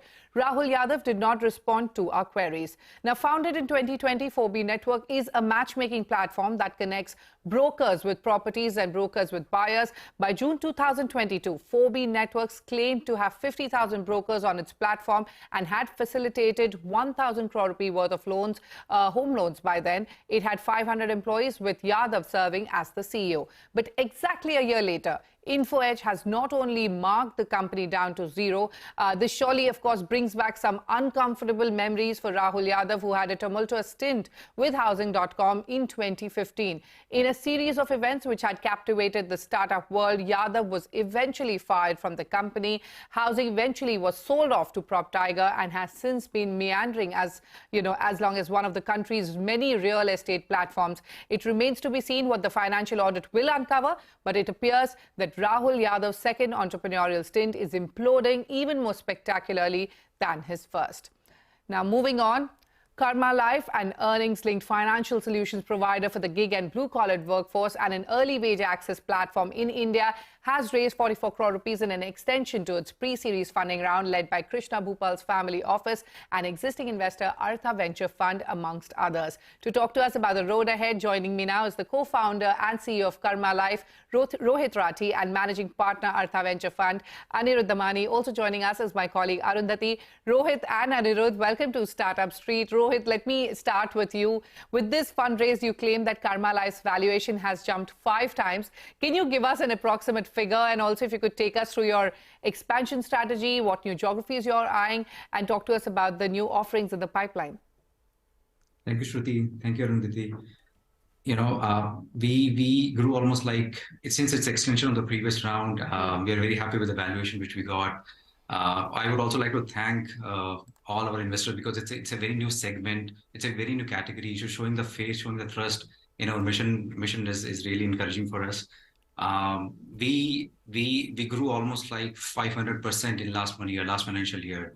For us, with this raise, the plan is to go both deeper into the segment where we operate in. We are very strong in some of the segments like logistics, employment transportation, mobility, food tech. So our plan is to go deeper into that part. And at the same point in time, we are also discovering the new use cases, new B2B partnerships where the same use case can be applied to their contract workforce or the gig workforce or the people who are in the lower income bracket. From geographic point of view, we have always been very agnostic of geography. We serve pan-India, even in tier 4 towns also, we have a very decent presence there right now. All right, so you have a presence in tier 2 cities as well. But Anirudh, let me bring you into the conversation. Talk to us about what made you invest in Karma Life. What excited you about the venture and the space? Hey, thank you, Shruti and Arundhati, for having me on the show. So I think that for Karma Life, lending as a theme has been very large as a part of our portfolio. And I really like the team, Naveen, Buddha, and Rohit, right? They have just had the right mix of experience and execution that was great for the space. However, now, if I come back to the space, micro-lending or microfinance has been part of the Indian ecosystem since the 1980s. But if you look at the gig workers, 77 lakh gig workers today, and it's expected to go to 2.5 crores. They haven't had solutions specifically built for them, and this sector is growing at a rapid pace. So where do they go to meet their daily cash flow requirements? They either take up 3 or 4 gig works, or they go to predatory lenders that are then lending at usury rates, right? Really, really high rates. So that's exactly the space that was right for disruption, and we loved what Karma Life was doing. It was working not directly with the last mile person borrowing, but working with the companies and helping them help their workers, and that would improve retention, improve employee satisfaction. And so I think from many aspects, the fact that it was helping gig workers stay on their feet, they could also focus on one job. It was improving employee satisfaction, and the way it was doing a B2B2C kind of lending. I mean, all of these things made a lot of sense, right. And we've been really happy with the numbers. So you've been happy with those numbers, Rohit. Let me ask you then, take us through your B2B2C model, Karma Score, and the partnerships you have made so far. Tell us how you're helping your clients give their employees an option to access their payout before payday. Sure. So when we started back in 2020, if you talk about the segment, there is institution does not really want to lend to this segment because there's no verified income source. Most of the people are migrant when they come to the city to work for these kind of jobs.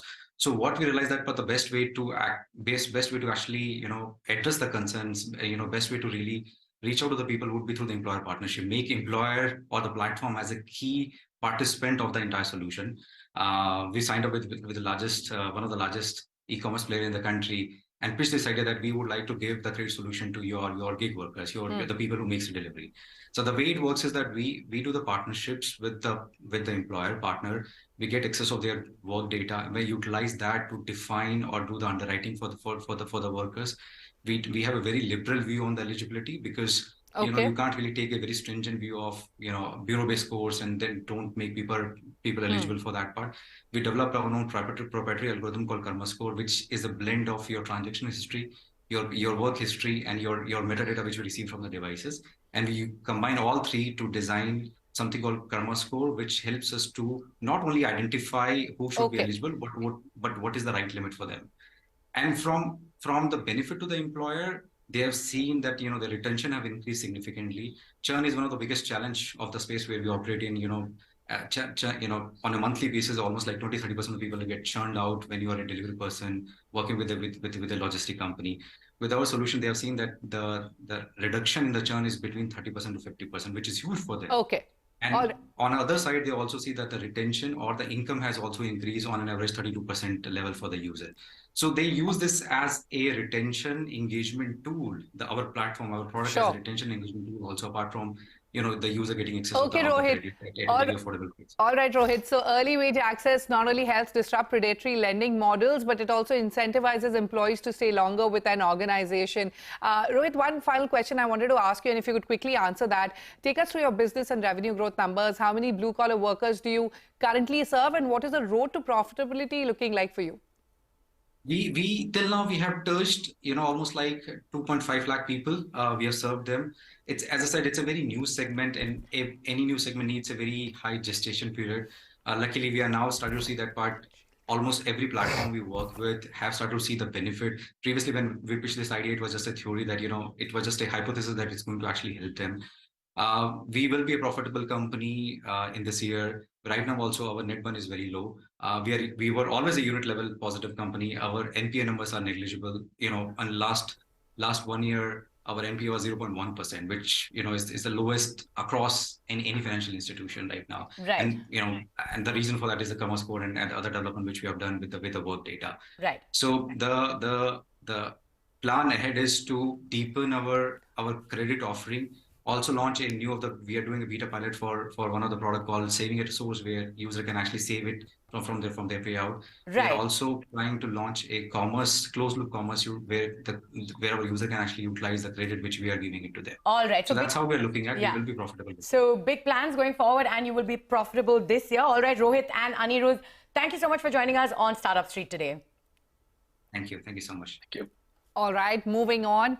B2B grocery marketplace Jumbotail has recorded 100% year-on-year increase in gross merchandise value, reaching 2,262 crore rupees in FY23 from 1,128 crore rupees in FY22. The company is now eyeing to more than double its net revenue, driven by an increase in both the GMV and margins of the company. So where does its FY23 revenue stand? What's the path to profitability looking like? And what more is on the plate for Jumbotail? To answer all of these questions, I'm now joined by the co-founder and Chief Operating Officer, Ashish Jina. Ashish, welcome back to Startup Street. You've recorded twofold growth in revenue in FY23 with GMV going past 2,200 crore rupees. What have been the key growth drivers for your business? Also, what do what do your revenue numbers look like in this fiscal year, and how much cash are you burning at the moment? Thank you for having me, Shruti and Arundhati. I appreciate you, giving us the opportunity to share our story. I think just to start off, right, this growth that we've seen over the last year is a continuation of growth that we've seen even the previous year. So if you look at the previous year, we grew 3x on net revenue, doubled the GMV. Similarly, this year, double the GMV, double the net revenue, and that trajectory is expected to continue. I think GMV will grow about 70-80%, and we'll more than double net revenue going into the next financial year as well. So FY24, we will again continue the doubling of net revenue. And along with a 100% rise in GMV, Jumbotail also claims to have achieved profitability for 1/3 of its business. So tell me, Ashish, which verticals of the business have turned profitable? If you could also give us the market share, and when can we expect Jumbotail to turn fully cash flow positive? All in due time, Arundhati, Shruti, we're building a very large business. I think the way we look at profitability in this business is city by city profitability. This is a very local and regional business, and so each city has to get to profitability. So what one very big milestone I think for us, and this is probably one of the first, if not the first company, actually it is the first company in the sector that's been able to do this, where Bangalore and Mysore, which account for about a third of our business, are now actually fully profitable. They fully cover the cost of operating those cities, and using the same playbook, we expect every other city. So we do about 22 clusters in 50 cities all across the country. Every one of them will be profitable in the next 9 to 12 months. Okay, 9 to 12 months. In FY23, Jumbo Tail Logistics shipped 1.1 billion units of products. So Ashish, tell me, how have you been able to do this? Also give us a sense of how many orders do you clock in a single day and how much money are you making per order? So the right way to look at this, Shruti, is actually not per order. I mean, we are a business that operates milk routes. So a vehicle actually goes out and delivers anywhere between 50 and 55 deliveries a day. So the way we look at the business is, on a daily basis, we do about 800 to 1,000 trips, 1,000 vehicles on the ground. 86% of those, 86 to 90% of those are already profitable in the way that they do the delivery, and that's the first step towards making cities profitable. And therefore, that's something that we're very excited about. That number was about 55% about 4 or 5 months ago. So we're seeing a very, very dramatic increase in the trip level profitability and the vehicle level profitability, which is the key to profitable growth in this sector. Yes. And you're currently serving over 2.5 lakh Kirana stores across 50 major cities and towns, like you mentioned. Going forward, Ashish, what does your expansion pipeline look like? What are some of the key targets you have set for yourself for FY24? So the goal over this financial year is to go deeper into the cities that we're already in. We're already in cities which probably have 20 crore people, so no shortage of food and grocery demand in these cities. We'll go to from about 250,000 to about 4 lakh retailers, 400,000 retailers over the course of the year.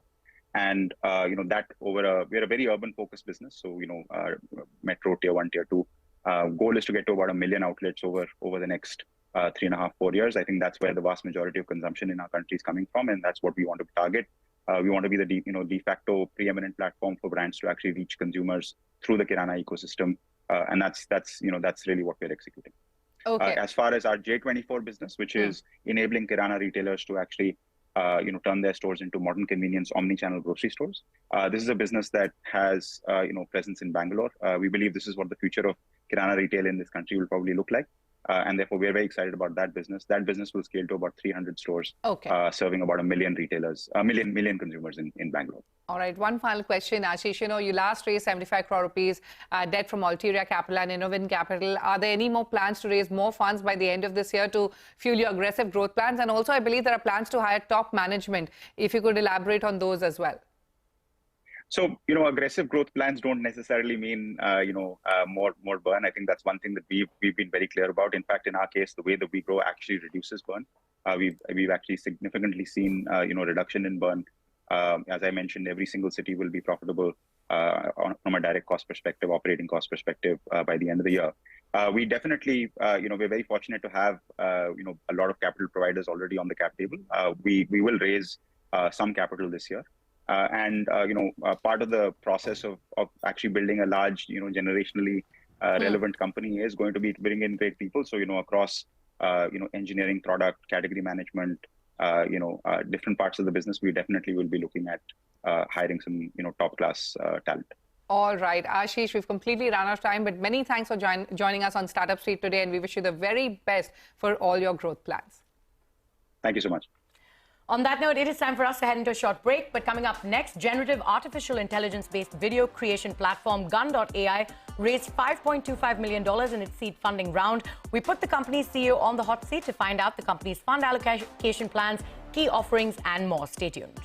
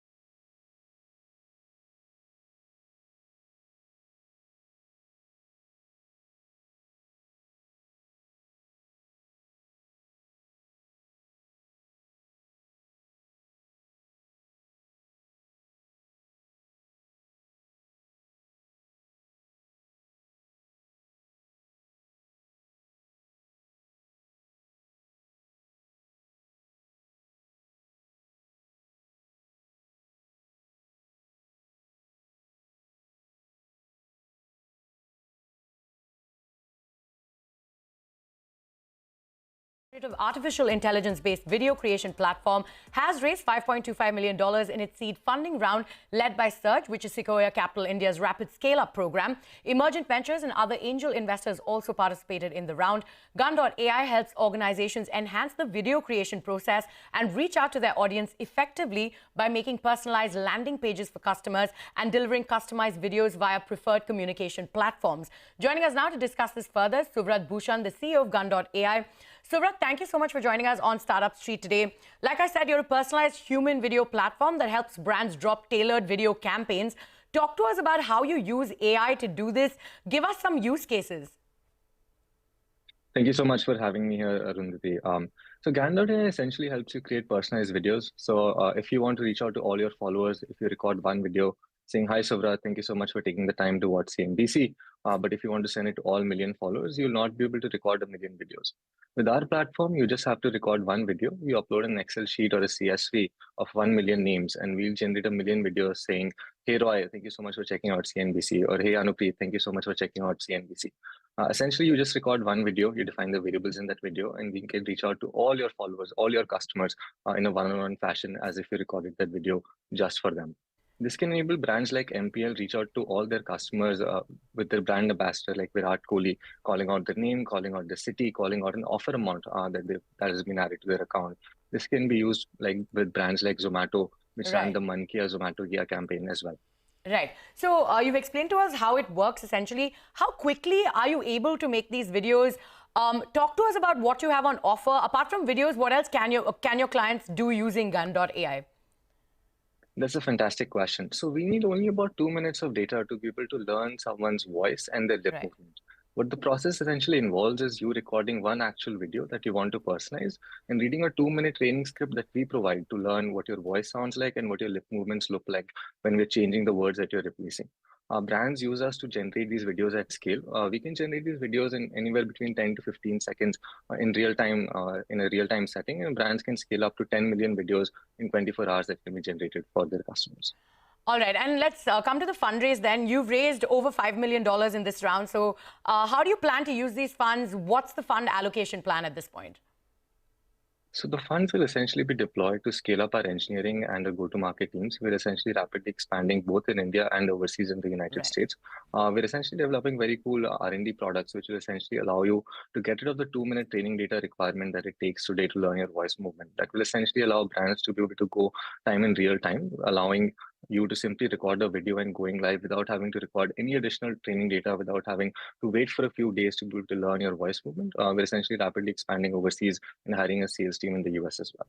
All right, so rapidly expanding in the US. So talk to us about the clients that you're kind of catering to. How are you helping them engage more with their customers and helping them drive sales? How do you plan to grow this client base? And apart from the US, are you looking at any other international markets?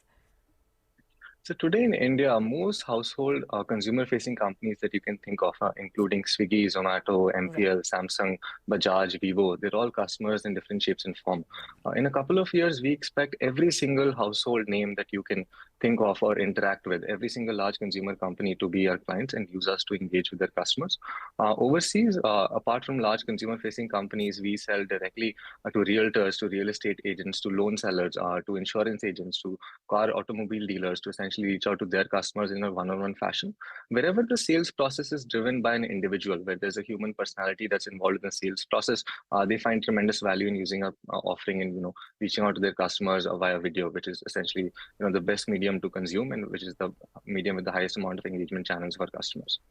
All right, and what about revenues? What's your revenue model and what are your current revenues at? Give us your targets as well going forward. So our revenue model essentially involves charging by number of videos generated. So it scales with whether you're looking to generate 500 videos per month or you're looking to generate 50 million videos per month. Our revenue has been growing rapidly. We've essentially doubled our new revenue added for the past couple of months straight. Our US expansion has taken off really, really well. It's at a point of inflection. We increased the number of paid customers in the US by 10x over the past 2 months as well. We're essentially chasing a path to profitability. We hope to be profitable on a net revenue basis added in the next quarter or so. And essentially, we're adequately capitalized to hit $10 million ARR in the next 24 to 36 months. All right. So on the path to profitability then, what's the revenue mix between the US market and the India market at this point? So that's again a great question. So, as of early this year, 90% of revenue used to come from India. We've only been actively operating in the US for the past 3 months or so. And for the month of May, we expect, our revenue added from the US to actually exceed the revenue added from India. All right. Okay. All right. Thank you so much, Swaraj, for joining us on the show, and we wish you all the best going forward. Thank you so much for having me here. Yeah. On that note, it is Friday and it's time to take stock of all the startup deals this week. According to Venture Intelligence, this week saw 10 deals worth $110 million. Some of the notable deals include customer loyalty platform Capillary Technologies, which raised $45 million from Avatar Venture Partners, 57 Stars, Unigestion, Filter Capital, Innovan Capital, and others. Space tech startup Pixel got $36 million from Radical Ventures, Lightspeed Ventures, and others, while laundry services portal Laundry Mate bagged $6.25 million from Bloom Venture founders and others.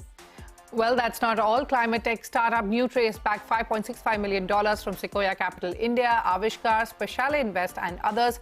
Financial solutions provider for gig workers Karma Life raised $5.34 million from Artha India Ventures, Logix Ventures, and others. According to Venture Intelligence, this year has seen a total of 257 deals valued at over $3,413 million.